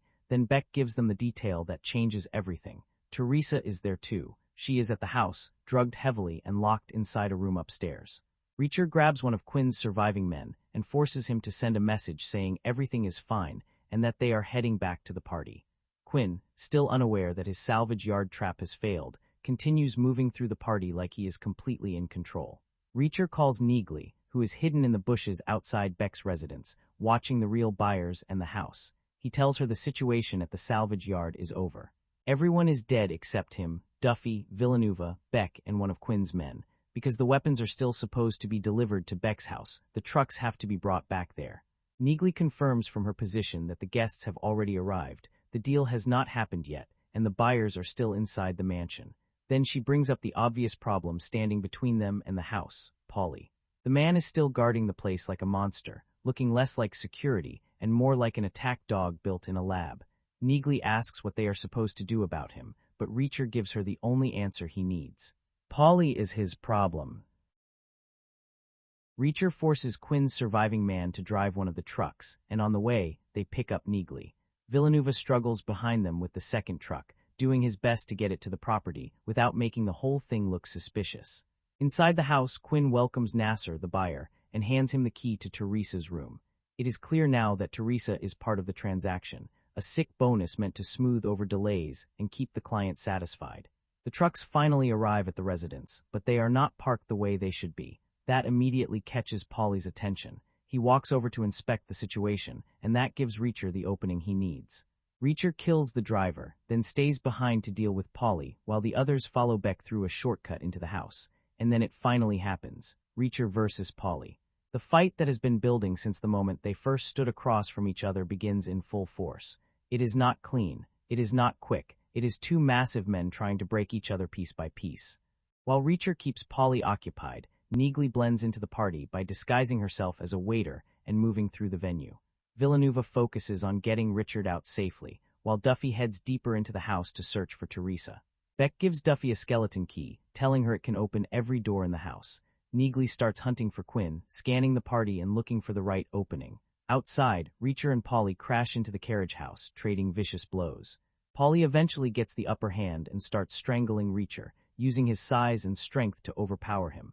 But Reacher fights dirty when he has to. He jams his fingers into Polly's eye, forcing him back. Their struggle knocks over a wooden support beam, and suddenly hundreds of pounds of fertilizer come crashing down on both of them, burying them under the mess. Inside the house, Villanueva searches for Richard but runs into one of the waiters. He corners the man in the bathroom, but the waiter is not as helpless as he looks. A fight breaks out, forcing Villanueva to handle his own problem while everything else falls apart around him. Back in the carriage house, Polly claws his way out from under the fertilizer first. He wraps a chain around Reacher's neck and hoists him up, hanging him from the wooden ceiling. Then Polly walks away, assuming Reacher is finished. But Reacher does not finish that easily. Fighting through the pain and lack of air, he forces himself to move, rips the pulley loose from the ceiling and drops back down. He survives barely, but he is still in the fight. Richard hears noise from the bathroom and rushes in, where he finds Villanueva alive, bloody, and victorious. It is not pretty, but Villanueva got the job done. Outside, Reacher and Polly collide again, both of them exhausted but too stubborn to stop. The fight spills toward the water, near the same area Harley used to dispose of bodies. Even in the ocean, they keep trying to kill each other. The current drags them under, pulling them farther out, but Reacher manages to land a brutal punch straight to Polly's throat. Polly freezes, stunned and unable to recover, and the water swallows him as he sinks into the dark. Reacher fights his way back to shore while Duffy continues searching for Teresa. Neagley, still trying to locate Quinn, draws attention from a waiter who notices she is acting suspiciously. She talks her way out of it, but when she gets back to where Quinn was, he is gone. He must have realized something is wrong. The feds are close, the operation is exposed, and now the deal has to happen immediately. As Reacher approaches the house, Polly somehow comes back one more time. He is battered, half dead, and still not smart enough to quit. Reacher leads him toward the guardhouse, where he quietly removes a bullet from the chamber of Polly's automatic weapon. Polly grabs the gun, thinking he finally has control. He pulls the trigger. But instead of firing properly, the weapon backfires, blasting shrapnel into his throat. This time, Polly does not get up again. He is dead for good. Duffy finally reaches Teresa's room and waits inside, hidden and ready. When Nasser enters, she catches him at gunpoint. At the same time, Reacher storms into the barn where the weapons are being stored. He grabs a shotgun and starts tearing through Quinn's men, dropping them one after another. The gunfire echoes through the property and alerts everyone. For Duffy, the chaos becomes the perfect chance to act. She takes out Nasser and his bodyguard, then gets Teresa moving before anyone can stop her. Reacher is fully unleashed now. He cuts through Quinn's men with no hesitation, turning the weapons barn into a battlefield. The panic spreads from the barn to the party, and Quinn realizes the whole deal is collapsing. In desperation, he shoots the client's men, sending the guests into a full panic. Duffy uses the confusion to get Teresa out safely, while Neagley keeps Quinn busy in a firefight. Villanueva tries to guide Richard toward another exit, but Quinn intercepts him and drags him into the office. That is when Beck rushes in, aiming Richard's cap gun at Quinn. For one brief second, Beck looks ready to stand up to the man who has ruined his life, but the epoxy holding the toy gun together has not dried properly, and the barrel starts falling apart. Quinn notices immediately. He raises his real weapon and unloads into Beck, killing him in front of Richard. But while Quinn is focused on shooting Beck, Richard grabs an Uzi and sprays the room with bullets, forcing Quinn to retreat. Quinn runs for the exit, but Reacher is already after him. Just as Quinn gets outside, Tarakov and his men arrive, surrounding him. Reacher tells Tarakov that he has unfinished business with Quinn, but Tarakov threatens him, making it clear he is not interested in Reacher's personal revenge. Then Reacher's friends step out, leveling the situation. Neagley appears with the money taken from Nasser's men and offers Tarakov a simple deal: take the cash and walk away. Leave Quinn behind. The Russians accept. Money beats loyalty, especially when Quinn has already caused them enough trouble. Tarakov and his men disappear, leaving Quinn completely alone. Now it is just Reacher and Quinn, exactly the way it was always supposed to end. Quinn still does not recognize him at first, but then Reacher says Dominique's name. The moment Quinn hears it, the memories return. He finally understands who Reacher is and why he has come all this way. Reacher does not waste the moment. With a cold smirk, he pulls the trigger and blows Quinn's face apart. This time, he makes sure the caliber is not too small. The next morning, the police arrive to clean up what is left of the nightmare. Quinn's operation is finished, Teresa is alive, and Beck's house is no longer a prison. Before leaving, Reacher gives Richard the one thing he has wanted all along: freedom. Richard drives away from his father's house with a bag full of cash beside him and a real chance to start over on his own terms. In the aftermath, Duffy's career with the DEA comes to an end. She loses her job, but she does not seem broken by it. In a way, she is ready to step away, not just from the agency, but from Reacher too. Whatever was between them had its moment, but now the case is over, and so is that chapter. Still, she can leave with one thing intact: they did what they came to do. Villanueva also reaches his own ending. After everything he has survived, he finally decides it is time to stop chasing monsters and start living the life waiting for him at home. Retirement no longer feels like giving up. It feels like something he has earned, especially with his wife still there to share it with him. Duffy then takes Teresa back to her grandmother's house, bringing her to the one place where she can finally feel safe again. After being used, hidden, drugged, and dragged through Quinn's nightmare, Teresa is free. Her grandmother gets her back alive, and for Duffy, that matters more than any badge ever could. And as for Reacher, there is nothing left holding him in place. The job is done. Quinn is gone. Richard has his freedom. Teresa is safe. So Reacher does what he always does when the dust settles. He moves on. Before leaving, he finds a beautiful motorcycle sitting in Beck's garage and decides it is exactly the kind of ride he needs. No long goodbye, no big speech. Just Reacher climbing onto the bike, starting the engine, and riding off down the road, disappearing into the distance the only way he knows how. The best thing I can say about Reacher Season 3 is that it feels like the show remembered what made people show up in the first place. Season 2 wasn't unwatchable, not at all. There were still fights, still one-liners, still Alan Ritchson walking into rooms like a brick wall with a passport, but something felt slightly off. The story became bigger, the team dynamic took over more than expected, and Reacher himself sometimes felt like one part of a larger machine instead of the engine driving the whole thing. Season 3 fixes a lot of that. This time, the show pulls him back into the kind of setup that suits him best. One dangerous situation, one criminal world, one mystery slowly tightening around him, and Reacher standing right in the middle of it, figuring things out his own way. That is where the character works, not when he is surrounded by too many equally capable people, not when the show tries to stretch itself into something broader than it needs to be. Reacher is at its strongest when he walks into a mess, reads the room better than everyone else, and starts dismantling the problem piece by piece. And that's why Season 3 feels like a return to form. It brings back the simple pleasure of watching this enormous, stubborn, brutally direct man take control of a situation that should be too complicated for him. The season may not completely recapture the freshness of Season 1, because that first season had the advantage of surprise.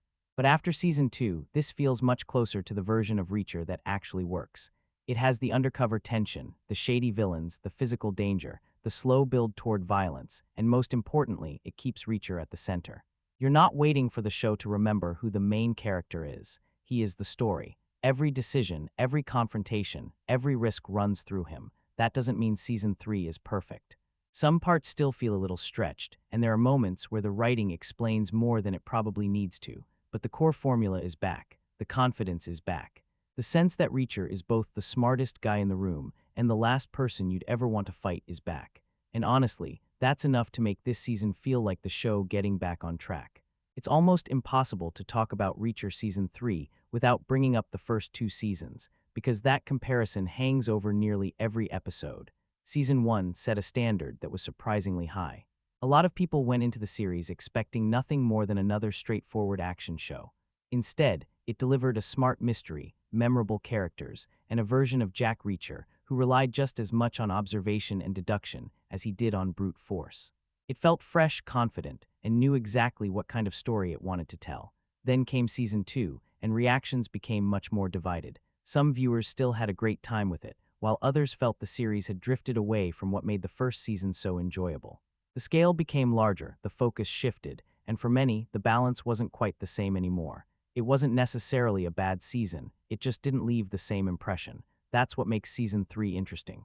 Rather than trying to reinvent the formula again, it feels like the series takes a step back and asks a much simpler question: what worked before? Instead of constantly chasing bigger stakes or trying to outdo itself, it leans back into the elements that originally made Reacher such an easy show to get invested in. That doesn't mean everyone agrees on where it lands. Some viewers still believe nothing has matched the quality of Season 1 and probably never will. Others think Season 3 is a huge improvement that restores much of the show's identity after the second season. There are even fans who argue all three seasons are enjoyable for different reasons, with each offering its own style of adventure rather than trying to repeat the last one. Honestly, I can understand all of those perspectives. Season 1 still has an edge because everything felt new. We were getting to know Reacher, discovering how he thinks, and watching him solve problems in ways that made him feel different from the average action hero. That first impression is difficult for any follow-up season to recreate. Season 2 expanded the world, but in doing so, it inevitably changed the rhythm of the series. For some people, that evolution worked. For others, it diluted the simplicity that made the original so effective. Season 3 finds itself somewhere between those two experiences. It doesn't completely recapture the magic of the debut season, but it also avoids repeating many of the choices that made the previous season more divisive. Instead, it settles into a version of the show that feels familiar without simply copying what came before. That's probably its biggest success. It understands that audiences weren't looking for a completely different Reacher. They just wanted the version of the character that made them fans in the first place, and for the most part, Season 3 delivers exactly that. One of the biggest reasons Season 3 feels more focused is the story it's adapting. This time around, the series takes on Persuader, and you can tell the material naturally fits what this version of Reacher does best.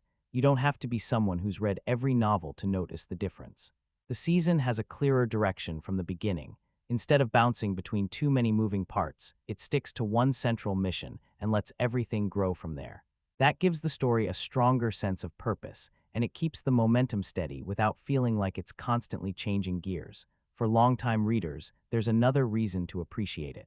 The adaptation stays surprisingly close to the spirit of the original novel. Of course, television always requires adjustments here and there, but it never feels like the source material is being pushed aside just to create bigger spectacle. The core ideas, the major setup, and the overall journey remain recognizable. That consistency really helps. Rather than trying to reinvent Reacher, the writers seem comfortable trusting the story they're adapting. They allow the mystery to unfold naturally, letting the investigation, the undercover mission, and the personal stakes build alongside each other instead of competing for attention. It's also the kind of story that plays directly into Reacher's strengths. He's dropped into unfamiliar territory, surrounded by people who don't fully trust him, and forced to figure things out one step at a time. That's a much better fit for the character than simply throwing him into non-stop action from the opening episode. What's interesting is that the season doesn't rely on constant twists to hold your attention. The appeal comes from watching Reacher navigate an increasingly dangerous situation while quietly putting the puzzle together. Even when the action slows down, there's usually another clue to uncover, another conversation that means more than it first appears, or another decision that pushes him deeper into enemy territory. That balance is what makes the adaptation work so well. It respects the slower investigative side of the character, without forgetting that this is still an action thriller at heart. Whether you've read the novels or not, Season 3 feels like a story that understands exactly who Jack Reacher is. It doesn't try to reshape him to fit the plot. Instead, it chooses a plot that naturally allows the character to do what he does best, and that makes the entire season feel more confident from beginning to end. Season 3 wastes very little time dropping Reacher into a situation that's completely different from his usual approach. Instead of simply showing up, identifying the bad guys, and taking them down one by one, he's forced to play a much more dangerous game. This time, getting close to the enemy means becoming part of their world. The entire season revolves around an undercover operation, and that immediately changes the atmosphere. Every conversation matters. Every new face could expose him. Even the smallest mistake has consequences because once his cover is blown, there's no easy way out. What's interesting is that this setup doesn't suddenly turn Reacher into some master spy. In fact, the show makes it clear that deception isn't exactly his strongest skill. He's naturally blunt, brutally honest, and usually solves problems by confronting them head-on. Living a lie doesn't come naturally to someone wired like that, and Season 3 gets plenty of tension from those moments where he's forced to hold back instead of charging forward. That creates a different kind of suspense than previous seasons. You're not just wondering who's behind the conspiracy. You're constantly asking whether the people around him are starting to notice that something doesn't quite add up. Sometimes it's a suspicious look. Sometimes it's an uncomfortable conversation that lasts a few seconds longer than expected. Those small moments quietly build pressure throughout the season. The undercover mission also gives the story a stronger sense of progression. Reacher isn't simply moving from one fight to the next. He's slowly earning trust, gathering information, and getting deeper into a criminal operation that becomes more dangerous the further he goes. Every step forward feels like it comes with a bigger risk attached. What I liked most is that the investigation never feels completely separate from the action. The mystery keeps pushing the story forward, but the threat of violence is always sitting just beneath the surface. One wrong move can turn a quiet meeting into a brutal fight without much warning, and that unpredictability keeps the tension alive. It also allows Reacher to show different sides of himself. Yes, he's still the intimidating giant who can end a fight in seconds, but here he's forced to rely on patience, observation, and timing just as much as physical strength. Watching him carefully navigate a room full of dangerous people can be just as satisfying as watching him clear that room a few minutes later. That balance gives Season 3 a fresh rhythm. The undercover premise isn't just another plot device. It becomes the foundation that everything else is built on, making the season feel more focused, more suspenseful, and far more engaging than if it had relied on non-stop action alone. Once Reacher enters Zachary Beck's world, the season starts to feel much more contained, and honestly, that works in its favor. Instead of sending the story in a dozen different directions, it builds everything around one dangerous environment where almost everyone seems to be hiding something. Beck's operation isn't presented like a flashy criminal empire full of over-the-top villains. On the surface, everything looks respectable enough. That's part of what makes it interesting. The deeper Reacher gets involved, the more obvious it becomes that there's far more happening behind closed doors than anyone is willing to admit. That uncertainty gives the story its momentum. Every new conversation feels like another piece of a puzzle. Every person Reacher meets could either become useful or turn into another obstacle standing between him and the truth. The show doesn't rush those discoveries either.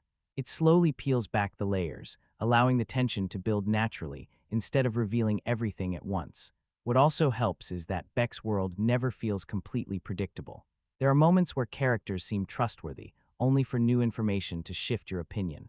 Then there are people who appear threatening from the beginning, yet end up serving a much larger purpose in the overall story. That constant uncertainty keeps the investigation engaging because neither Reacher nor the audience has the full picture for quite a while. The setting itself plays an important role too. Whether it's guarded properties, isolated locations, or tense meetings where nobody fully trusts anyone else, there's always a feeling that Reacher is walking through territory where one wrong decision could expose everything. That pressure never really disappears, and it gives even the quieter scenes a sense of danger. What I appreciated most is that the criminal world isn't built around endless action sequences. Instead, it's structured around suspicion. Reacher isn't simply fighting his way through enemies. He's trying to understand how everything connects, who's really in control, and which relationships are built on fear rather than loyalty. As the season progresses, that world becomes increasingly complicated without becoming confusing. More pieces fall into place, hidden connections begin to surface, and what initially looks like a straightforward criminal operation gradually reveals itself to be much larger than expected. By keeping the story centered around Beck's organization, Season 3 avoids feeling scattered. It creates one strong location, one central conspiracy, and one dangerous environment that Reacher has to survive from the inside. That focus gives the entire season a tighter, more controlled feel, making the investigation just as compelling as the action itself. One of the smartest decisions Season 3 makes is putting Jack Reacher back where he belongs, right at the center of the story. That might sound obvious. He's the title character after all, but there's a noticeable difference between a show that features Reacher and one that's completely driven by him. This season understands that distinction. Almost everything that happens moves because of his choices. He isn't just reacting to events as they unfold. He's the one pushing the investigation forward, making the difficult calls, and forcing everyone around him to adjust. Whether he's gathering information, confronting dangerous people, or quietly piecing together the truth, the momentum always comes back to him. That makes the entire season feel more focused. Even though there are plenty of supporting characters involved, they never overshadow the main attraction. They're there to challenge him, help him, or complicate his mission, but the spotlight never drifts too far away. Every relationship exists because it serves Reacher's journey rather than competing with it. It also reminds you why the character became so popular in the first place. Reacher works best as a lone problem solver. He walks into unfamiliar places, quickly understands what's really happening, and starts changing the balance of power almost without anyone noticing. There's something incredibly satisfying about watching one person slowly dismantle an entire operation simply because he's smarter, tougher, and more determined than the people standing in his way. Season 3 lines into that formula without making it feel repetitive. Instead of surrounding Reacher with people who can solve every problem alongside him, the story allows him to carry most of the weight himself. The supporting cast contributes when necessary, but they're never taking over the investigation or stealing the defining moments. That keeps the focus exactly where it should be. Another thing I enjoyed is that Reacher still feels unpredictable. You rarely know exactly how he's going to handle a situation. Sometimes he talks his way through it. Sometimes he patiently waits for the right opportunity. And sometimes he ends the conversation with a single punch. That unpredictability gives even simple scenes a little extra tension because you know he's always thinking a few steps ahead. More importantly, the season trusts the character. It doesn't constantly remind you why Reacher is capable. It simply lets him prove it through his actions. Whether he's reading people, solving problems, or handling impossible situations with complete confidence, the show allows his personality to naturally carry the story instead of forcing dramatic speeches or exaggerated moments.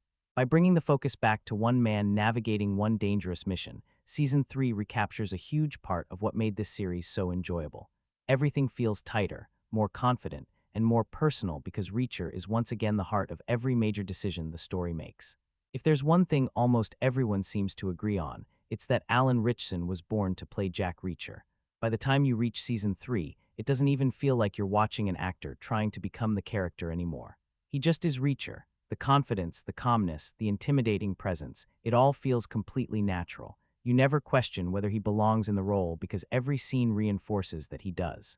Of course, the physical side is impossible to ignore. Reacher has always been described as an absolute giant, and Ritchson finally brings that image to life. He walks into a room and immediately changes the atmosphere without saying a word. The camera doesn't have to convince you that people would be intimidated by him. It happens automatically. His size isn't treated like a gimmick either. It's simply part of who the character is, and the show uses it naturally instead of constantly drawing attention to it. But if physicality were the only requirement, the character wouldn't work nearly as well. What really impressed me is how Ritchson balances that enormous presence with a surprisingly restrained performance. Reacher rarely wastes words. He isn't constantly delivering dramatic speeches or trying to dominate every conversation. Most of the time, he's quietly observing the people around him, reading situations before anyone else does, and speaking only when he actually has something worth saying. That restraint gives the character confidence. There's also a dry sense of humor running through his performance that keeps Reacher from becoming too serious. It's never forced, and the show doesn't stop everything just to land a joke. Instead, it comes through small reactions, subtle expressions, or matter-of-fact comments that somehow become funny simply because of how naturally he delivers them. Season 3 also gives Ritchson opportunities to show different sides of the character. During the undercover mission, he has to appear convincing without looking comfortable. Reacher isn't a polished liar, and Ritchson plays that awkward balance really well. You can almost feel the character forcing himself to act in ways that don't come naturally, which creates tension without needing long explanations. Then when everything inevitably falls apart, he switches straight back into the version of Reacher everyone came to see. Calm, decisive, and completely in control, even when the situation around him is anything but. That's what makes the performance so enjoyable. It isn't built on one note. Yes, he's physically intimidating. Yes, he can destroy almost anyone in a fight. But underneath all of that, there's intelligence, patience, quiet confidence, and just enough humanity to stop him from feeling like an unstoppable action machine. Season 3 doesn't ask Alan Ritchson to reinvent the character. Instead, it gives him another opportunity to prove why he was the right choice from the very beginning. After 3 seasons, it's hard to picture anyone else stepping into Reacher's boots and making the role feel this effortless. One thing Season 3 lanes into more confidently than ever is the simple fact that Jack Reacher doesn't look like everyone else. He walks into a scene, and before he says a single word, the balance of power has already shifted. The show knows exactly how to use that. There are moments where Reacher barely does anything at all. He just stands there, quietly watching, while everyone else suddenly becomes a little more careful with what they say. That physical presence creates tension before the dialogue even starts, and Season 3 gets a lot of mileage out of it. What's interesting is that the series doesn't try to pretend his size is normal. Instead, it almost embraces the mythology surrounding the character. Reacher isn't just a big guy, he's the kind of person who seems almost unreal when he enters a room. People stare, criminals hesitate. Even allies occasionally look at him with disbelief. The season understands that this exaggerated image is part of the fun. Some of the most memorable scenes don't even involve fighting. They simply let the audience appreciate how overwhelming Reacher appears compared to everyone around him. Whether he's walking through a heavily guarded property, standing face-to-face with armed criminals, or emerging from a dangerous situation without looking remotely intimidated, the show constantly reminds you that this isn't an ordinary action hero. Of course, that physical dominance creates its own challenge. When your main character looks capable of throwing almost anyone across the room, it's difficult to convince the audience that he's ever in real danger. Previous seasons occasionally struggled with that because most opponents never looked capable of matching him. Season 3 recognizes the problem and cleverly builds anticipation around it. Instead of pretending every random henchman is a serious threat, it allows Reacher to dominate those encounters while saving the genuine physical challenge for someone much more believable. That decision makes his overwhelming strength feel earned rather than repetitive.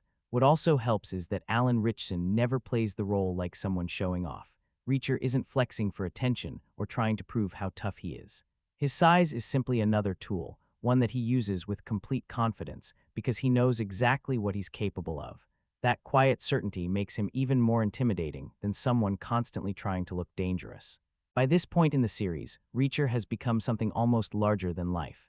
He's part detective, part drifter, part unstoppable force, and Season 3 fully embraces that identity without turning him into a superhero. He still feels grounded enough to exist in this world, but extraordinary enough that every time he steps onto the screen, you can't help wondering who's about to make the mistake of underestimating him. One of the reasons Reacher continues to stand out from countless other action heroes is that his fists are only half the story. Season 3 understands that better than ever. Yes, he can overpower almost anyone he comes across, but what really separates him is the way he thinks. Before Reacher throws a punch, he's usually already figured out the room. He's constantly watching people, noticing details that everyone else ignores, and quietly putting pieces together while conversations are still happening. It never feels like he's showing off his intelligence. It's simply the way his mind works. He's always observing, always calculating, even when he looks completely relaxed. That balance is what keeps the character interesting. If the show relied only on his physical strength, every conflict would play out exactly the same. Someone would challenge him, he'd win the fight, and we'd move on. Season 3 avoids that by making the investigation just as important as the action. Every clue matters, every decision has consequences, every conversation could reveal something that changes the direction of the story. The best moments often come when Reacher solves a problem without using violence at all. He reads people's intentions, spots inconsistencies, and connects details that nobody else seems to notice.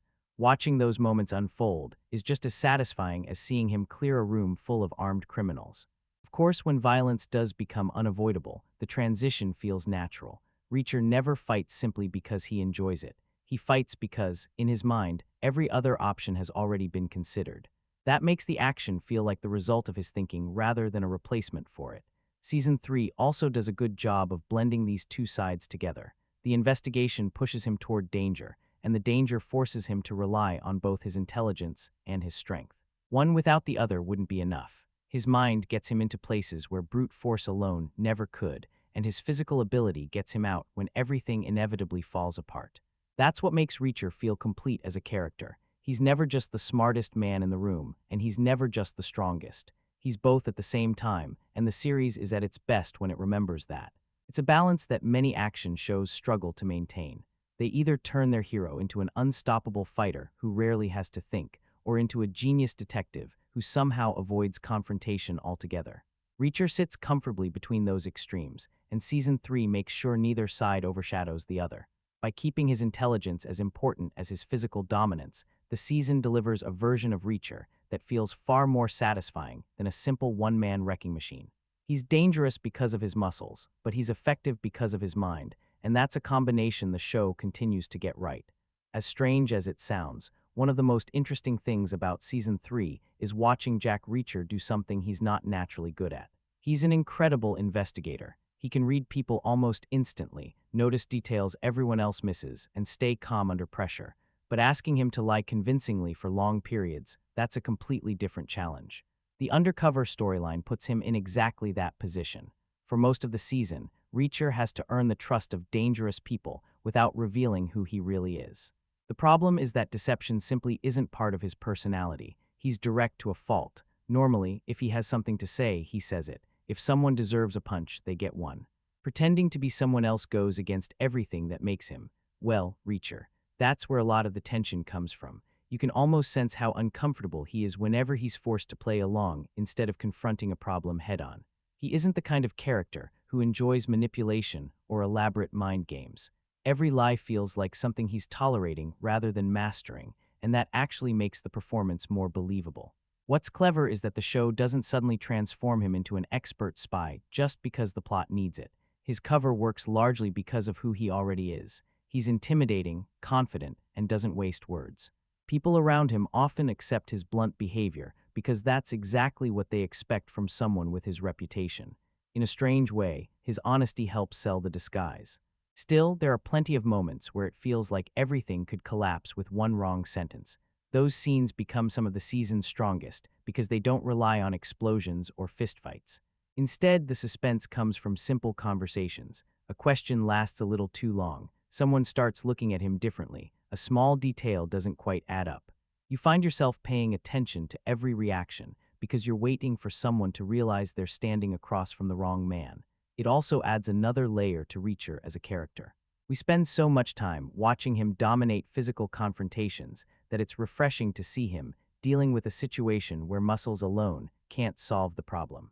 Here, patience becomes just as important as strength, and self-control matters more than throwing the first punch. That doesn't make him feel weaker. If anything, it makes him more human. Season 3 quietly reminds us that even someone as capable as Reacher has limits. He's not a polished undercover operative, and he's never pretending to be. He's simply a man trying to survive inside a dangerous world while staying true to the principles that define him. That inner conflict gives the undercover storyline much of its tension, and it's one of the reasons the season remains engaging even during its quieter moments. The undercover mission gives Season 3 something that previous seasons didn't rely on quite as heavily. Constant uncertainty. From the moment Reacher steps into Beck's operation, there's a feeling that one small mistake could bring everything crashing down. He isn't just trying to solve a mystery anymore. He's trying to stay alive while pretending to be someone the people around him can trust. That creates a very different kind of suspense. In most action shows, the tension comes from wondering whether the hero can survive a fight. Here, the bigger question is often whether he'll make it through an ordinary conversation without raising suspicion. Sometimes that's even more stressful than the action itself. The people surrounding Reacher aren't fools. They're constantly watching him, testing him, and trying to figure out where his loyalties really lie. Every interaction feels like a quiet interrogation, even when nobody openly says it. A simple question can suddenly carry far more weight than expected, and an awkward pause can become just as dangerous as a loaded weapon. That's what keeps the season engaging. There are long stretches where almost nothing explodes and nobody throws a punch, yet the tension never disappears. Instead, it quietly builds scene after scene as Reacher moves deeper into an environment where trust barely exists. The closer he gets to the truth, the more difficult it becomes to convince everyone that he belongs there. I also like that the show doesn't rush these moments. It lets conversations breathe. It allows uncomfortable silences to linger. Sometimes Reacher says very little at all, relying on his instincts instead of trying to explain himself. Their relationship never turns into a traditional mentor and student story, but there are definitely moments where Reacher fills that role. He encourages confidence without making speeches about it. He offers protection without asking for gratitude. More than anything, he gives Richard something that's been missing from his life, a person who genuinely expects better from him. I also appreciate that the series doesn't overdo the emotional side of things. It would have been easy to force dramatic conversations or sentimental scenes into the story. Instead, the connection develops naturally through shared experiences and small interactions. That restraint makes it feel much more believable because it fits both characters. The relationship also serves another purpose. It shows a side of Reacher that often gets overlooked. People usually remember the fights, the investigations, and the one-liners, but beneath all of that is someone who consistently steps in when others can't protect themselves. Richard simply gives the season another opportunity to highlight that quality without changing who Reacher is. By the end, their connection adds a surprising amount of heart to the story. It doesn't overshadow the action or the mystery, but it gives both of them a little more emotional weight. In a season filled with undercover operations, dangerous criminals, and brutal confrontations, those quieter moments help remind you why Reacher is so much more than just another action hero. Beneath all the action and violence, Season 3 quietly explores another side of Jack Reacher that doesn't always get talked about enough. For someone who's built like a tank and solves plenty of problems with his fists, he's surprisingly thoughtful about how he treats people. That's what makes the character work. It would have been very easy to write Reacher as the stereotypical unstoppable tough guy who intimidates everyone around him. Instead, the season constantly reminds you that his strength isn't what defines him. It's how he chooses to use it. Reacher never goes looking for people to dominate. If anything, he spends most of the season protecting those who are at a disadvantage. Whether it's someone caught in circumstances beyond their control or a person being manipulated by people more powerful than they are, his instinct is almost always the same. He steps in because he believes it's the right thing to do, not because he's trying to prove how tough he is. That distinction matters. There are plenty of action heroes who use violence as their personality. Reacher doesn't. Violence is simply one of the tools he has available when every other option has run out. Before that point, he's usually observing, asking questions, or trying to understand what's really happening. Even when he walks into a room knowing he's physically stronger than everyone else, he doesn't constantly remind people of it. He doesn't boast, threaten for no reason, or chase attention. His confidence comes from knowing exactly who he is, not from needing everyone else to acknowledge it. Season 3 also does a nice job of showing that strength and compassion can exist together. Some of the season's quieter scenes reveal a man who's willing to listen, offer guidance, or simply be present for someone who needs help. Those moments don't interrupt the action. They actually make it more meaningful because you understand what Reacher is fighting for. I also appreciate that the show never turns these ideas into speeches. Nobody stops to explain what kind of man Reacher is supposed to represent. The series lets his actions speak for themselves. The way he treats people, the choices he makes under pressure, and the people he chooses to protect all paint that picture naturally. That's probably why the character continues to resonate with so many viewers. Yes, he's intimidating. Yes, he's capable of unbelievable violence when necessary, but underneath all of that is someone guided by a very clear moral compass. He doesn't misuse his strength.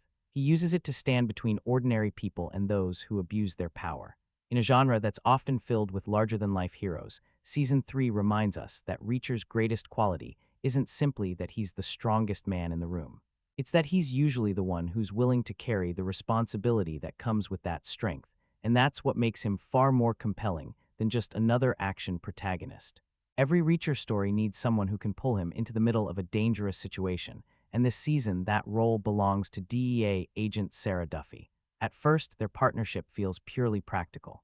Duffy has a mission she can't complete on her own, and Reacher has the skills to go where traditional law enforcement can't. It's a straightforward arrangement, but the season gradually builds something more interesting than a simple employer-and-operative relationship.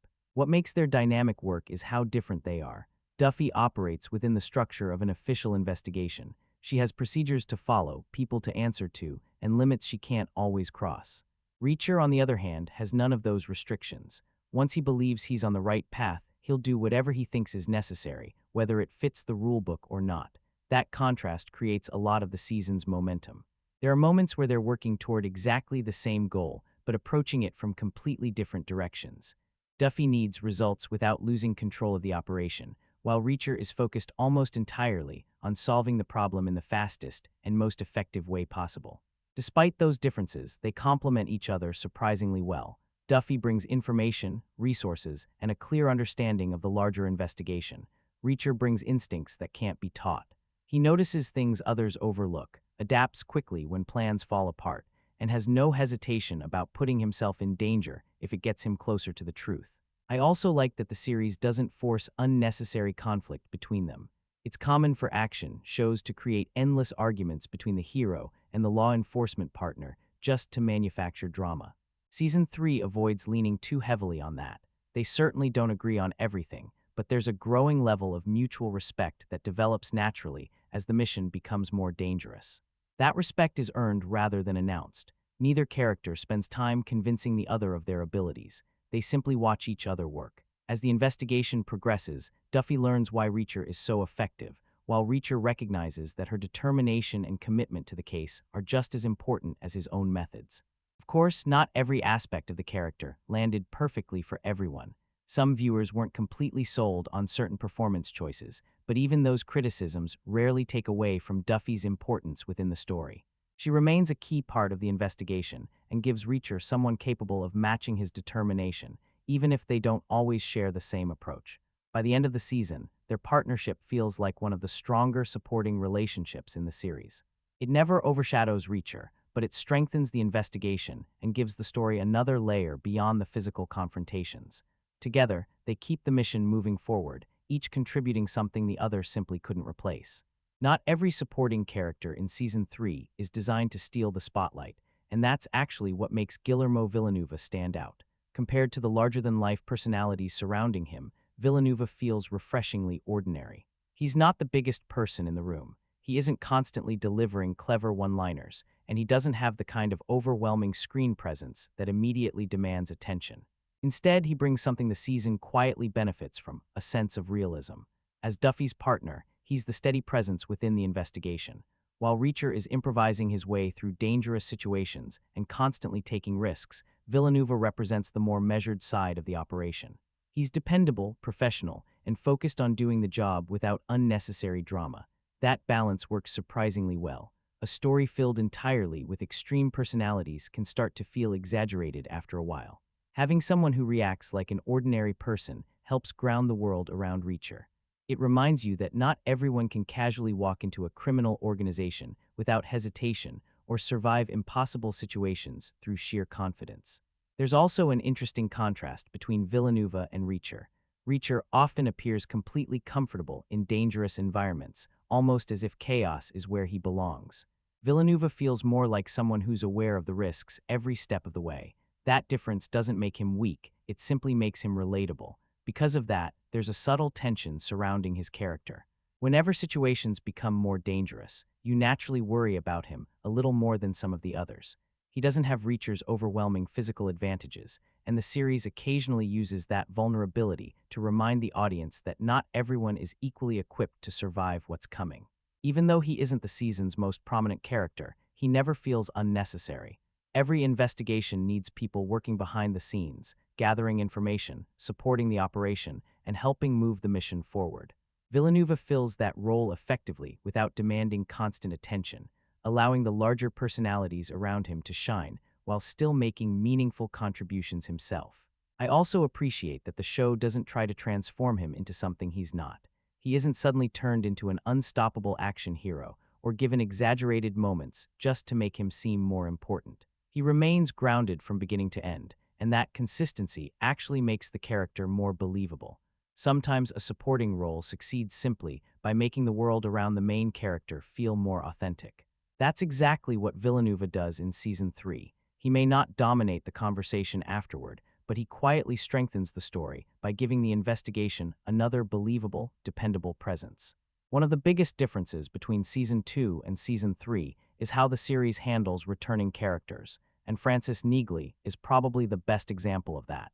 Neagley has always been one of the few people Reacher genuinely trusts. Their relationship doesn't need long conversations or emotional speeches to work. There's an understanding between them that's already been built, and the show wisely doesn't try to reinvent it. This season, she arrives when she's actually needed. Rather than being involved in every stage of the investigation, Neagley stays in the background for much of the story. That turns out to be a smart decision because it allows Reacher's undercover mission to remain his own. The spotlight never drifts away from him, yet when Neagley does appear, her presence immediately feels valuable. There's a noticeable efficiency to the way they work together. Neither character wastes time explaining things the other already understands.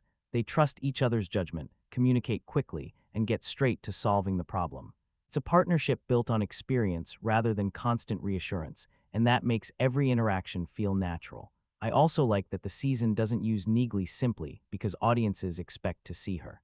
It's easy for long-running shows to keep bringing back popular characters, whether the story truly needs them or not. Season 3 avoids that trap. Her appearances serve a clear purpose, helping move the investigation forward without taking control of it. That restraint benefits both characters. Reacher remains the driving force behind the season, while Neagley gets moments to remind viewers why she's such an effective ally. She never overshadows him, but she never feels like a token cameo either. The balance is surprisingly well judged. There's also something reassuring about seeing their friendship continue without unnecessary drama. The series doesn't create artificial conflict between them or force emotional subplots just to give them more screen time. Their connection is based on mutual respect, absolute trust, and years of shared experience, and the show lets that speak for itself. In many ways, Neagley represents the one constant in Reacher's otherwise nomadic life. He moves from place to place, meets new people every season, and leaves most of them behind. She remains one of the rare exceptions, someone who understands him without needing an explanation. By scaling back her role instead of expanding it, Season 3 actually makes every one of her appearances feel more meaningful. She comes in, does exactly what the story requires, strengthens the investigation, and then allows Reacher to continue carrying the season. It's a simple approach, but it's one that works remarkably well. One thing that really helps Season 3 is that it doesn't rely entirely on Reacher to carry every scene. He's obviously the main attraction, but the supporting cast gives the story enough personality that the world never feels empty whenever he isn't throwing punches or solving another piece of the mystery. What's nice is that everyone has a purpose. Instead of introducing characters just to fill screen time, the season gives most of them something meaningful to contribute. Some push the investigation forward, others increase the tension around the undercover mission, and a few simply make the world feel more believable. Nobody feels like they're standing around waiting for Reacher to arrive. That balance makes a difference. One of the easiest ways for an action series to become repetitive is by making every supporting character forgettable. Season 3 avoids that by giving its cast distinct personalities without letting them overwhelm the central story. They support Reacher's journey instead of competing with it. I also appreciated how different the relationships feel from one another. Some interactions are built on trust, others on suspicion, and some exist purely because both characters need something from each other. That variety keeps conversations interesting because every scene has its own dynamic. You never feel like the season is repeating the same interaction over and over with different faces. Another strength is that the characters aren't treated as simple stereotypes. Even people who initially seem easy to figure out often reveal another side of themselves as the story progresses. Some become more sympathetic than expected, while others prove to be far more dangerous than they first appeared. Those gradual shifts keep the supporting cast from feeling predictable. There are also plenty of smaller moments that help these characters leave an impression. Not every memorable scene involves a major twist or an action sequence. Sometimes it's a brief conversation, an unexpected reaction, or a quiet exchange that tells you everything you need to know about someone's personality. Those little details make the cast feel like real people rather than plot devices. Most importantly, the supporting characters understand their role within the series. This is still Reacher's story, and the show never loses sight of that. Even when another character has an important scene, it almost always connects back to Reacher's mission, his investigation, or the choices he's making. That keeps the narrative focused while still allowing everyone else room to make an impact. By the end of the season, it's easy to remember more than just the lead character. The supporting cast may not all receive equal screen time, but together they create a world that feels lived in, dangerous, and constantly changing. They don't steal the spotlight, they make it brighter, giving Reacher stronger allies, more believable enemies, and a much richer story to move through. One aspect of Season 3 that doesn't always get enough attention is its setting. It may not seem like a major part of the story at first, but the location quietly shapes the mood of almost every episode. This season feels different from the moment Reacher arrives. Instead of crowded cities or familiar small-town streets, much of the story unfolds around isolated properties, quiet coastal roads, guarded estates, and stretches of shoreline that almost seem disconnected from the rest of the world. There's something slightly unsettling about it, and that atmosphere works surprisingly well for an undercover thriller. The isolation becomes part of the tension. Reacher isn't operating in a place where help is just around the corner. Every location feels controlled by someone else, which constantly reinforces the idea that he's deep inside hostile territory. Even when nothing dramatic is happening, there's a lingering sense that he's surrounded by people who are watching him. That gives the season its own identity. It's not just another generic crime story taking place in interchangeable locations. The coastal backdrop creates a quieter, colder mood that fits the investigation perfectly. Misty mornings, empty roads, large estates, and secluded buildings all contribute to the feeling that something dangerous is hidden just beneath the surface. I also liked how the setting changes the rhythm of certain scenes. Instead of relying on loud, chaotic environments, the show often lets silence do the work. A conversation in an isolated house or a meeting near the water can feel far more uncomfortable than a crowded action sequence simply because there's nowhere to hide if something goes wrong. The season even introduces moments that feel slightly strange in a good way. There's an unusual energy surrounding Beck's world that makes it feel disconnected from ordinary life. It's difficult to explain, but the environment itself adds to the mystery. You never feel completely comfortable, even during quieter scenes, because the setting constantly reminds you that Reacher is walking through unfamiliar territory. What's impressive is that none of this feels forced. The location never overshadows the characters or the story. Instead, it quietly supports both. The atmosphere enhances the suspense without constantly demanding attention, allowing the investigation to remain the primary focus while the setting does its job in the background. By the end of the season, it's hard to imagine this particular story unfolding anywhere else. The coastal environment, the isolated properties, and the slightly eerie atmosphere become part of the experience itself. They don't just provide a backdrop, they help create the tension that makes Season 3 feel different from the seasons that came before. One criticism that surfaced from some viewers has nothing to do with the action or the overall story. It's about Reacher himself, or more specifically, whether he still feels as sharp as he used to. Part of what made the character so compelling from the beginning wasn't just his size, it was his mind. Season 1 established Reacher as someone who could walk into a completely unfamiliar situation and start noticing details everyone else overlooked. He didn't simply solve problems because he was stronger than everyone else. He solved them because he observed, analyzed, and connected information with almost frightening accuracy. That's a big reason people became invested in him. Season 3 still gives him plenty of moments where his instincts shine, but some viewers felt those moments weren't as consistent as before. There are situations where Reacher appears slower to reach conclusions or makes decisions that don't seem to match the incredibly perceptive version of the character introduced earlier in the series. Because of that, a few scenes stand out more than they probably should. When a character has built a reputation for being almost impossible to fool, even a small lapse in judgment becomes noticeable. It's not necessarily because the mistake is huge, but because it feels unexpected coming from someone who's usually several steps ahead. Some critics even pointed to specific moments where Reacher's actions seemed less convincing than his established abilities would suggest.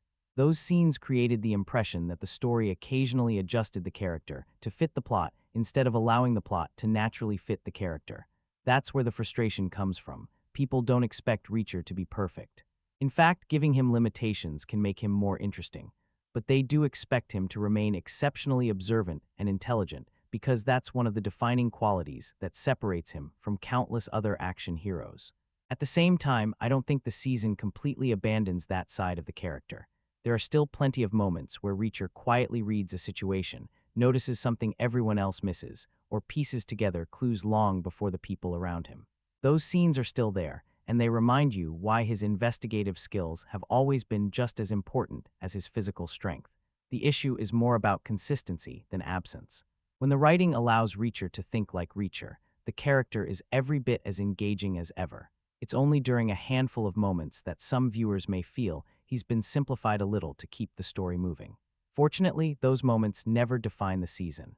Reacher remains an intelligent investigator from beginning to end, even if a few scenes don't fully capture the remarkable level of deduction that made such a lasting impression in earlier seasons.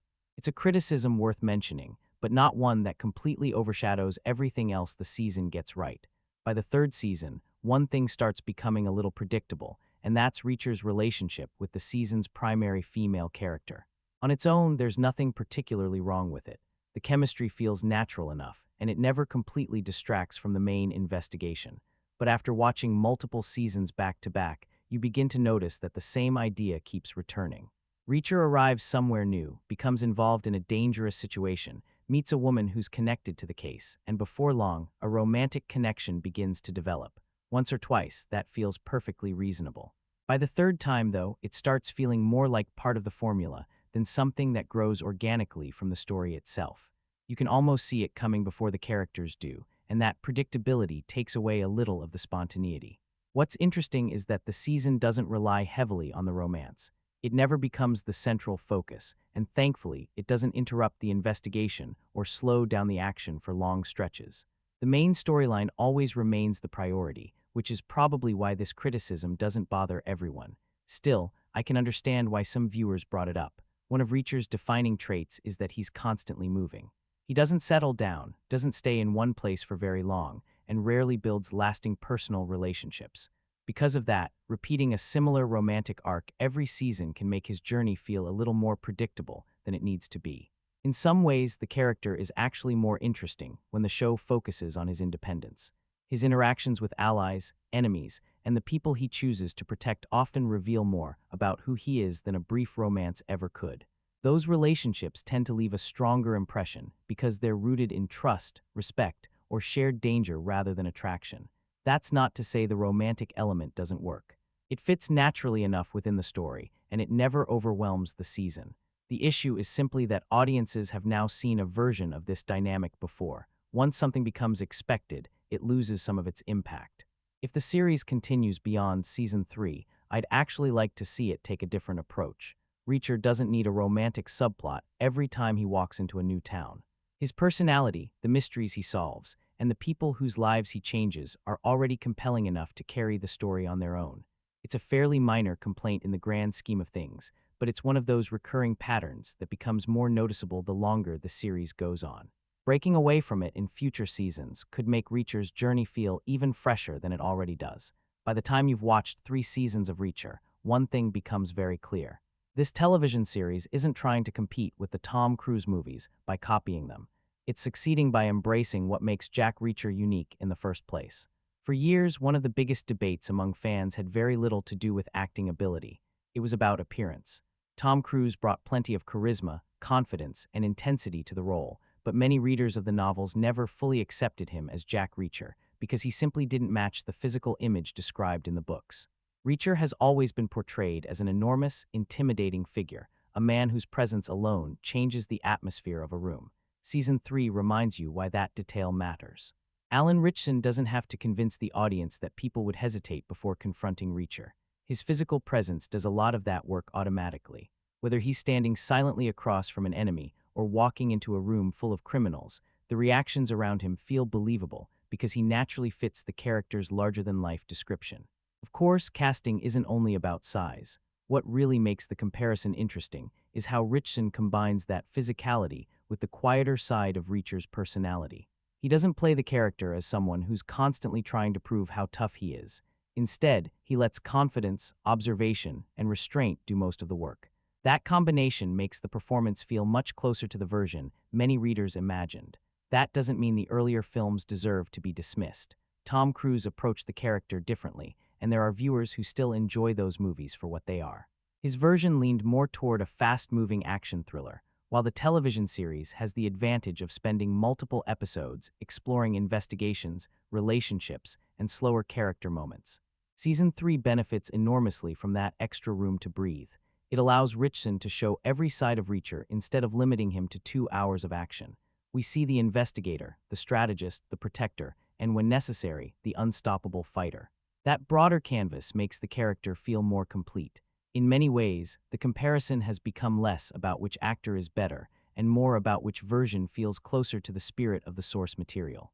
After 3 seasons, it's easy to understand why so many fans believe the series has finally captured the Reacher they had imagined for years. By the end of season 3, the discussion almost feels settled. The show has firmly established its own identity, and Alan Ritchson has made the role so natural that it's becoming increasingly difficult to picture anyone else wearing the character's boots.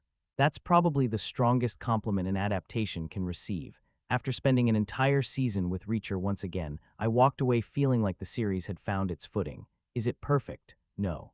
There are still moments where the writing explains a little too much. A few plot developments require you to suspend your disbelief, and the pacing occasionally slows as the story carefully positions its pieces for the finale. Those issues are there, and pretending they don't exist wouldn't be fair, but they also never become the defining experience. What stayed with me far more was the return to a tighter, more focused story. The undercover premise keeps the tension alive, the investigation remains engaging, and Reacher once again feels like the driving force behind everything that's happening. Instead of getting lost in unnecessary distractions, the season remembers that its biggest strength has always been watching one exceptionally capable man walk into impossible situations and slowly take control of them. Alan Ritchson continues to be the show's greatest asset. At this point, he doesn't feel like an actor playing Jack Reacher. He feels like Jack Reacher. Whether he's quietly analyzing a room, delivering a dry one-liner, or throwing someone through a wall, he carries the role with a confidence that makes every episode easy to settle into. The supporting cast deserves credit as well. Rather than existing purely to support the lead, they each contribute something meaningful to the story. Some bring emotional depth, others raise the stakes, and a few provide the kind of unpredictability that keeps the investigation interesting from one episode to the next. And then there's the action. When the fights finally arrive, they're every bit as brutal and satisfying as fans have come to expect. The series never forgets that Reacher is, at its heart, an action thriller, but it also understands that those action scenes work best when they're backed by genuine suspense and a mystery worth solving. More than anything, Season 3 feels confident. It doesn't try to become a completely different show. It doesn't rely on constant shock value or endless twists to keep your attention. Instead, it trusts its lead character, trusts its formula, and focuses on executing both as well as possible. If you loved the first season and felt the second one drifted away from what made the series special, there's a very good chance Season 3 will win you back. It may not surpass the freshness of that original season, but it comes much closer to recapturing its spirit than many people expected. And if you've enjoyed Reacher from the beginning, there's plenty here to keep you invested. The mystery is solid, the action delivers, the performances are strong, and the season builds toward a finale that feels earned rather than rushed. By the time the credits roll, it feels less like the end of another adventure and more like confirmation that this series still knows exactly why people keep coming back. As long as it continues building on what Season 3 gets right, there's every reason to be excited about wherever Reacher decides to wander next.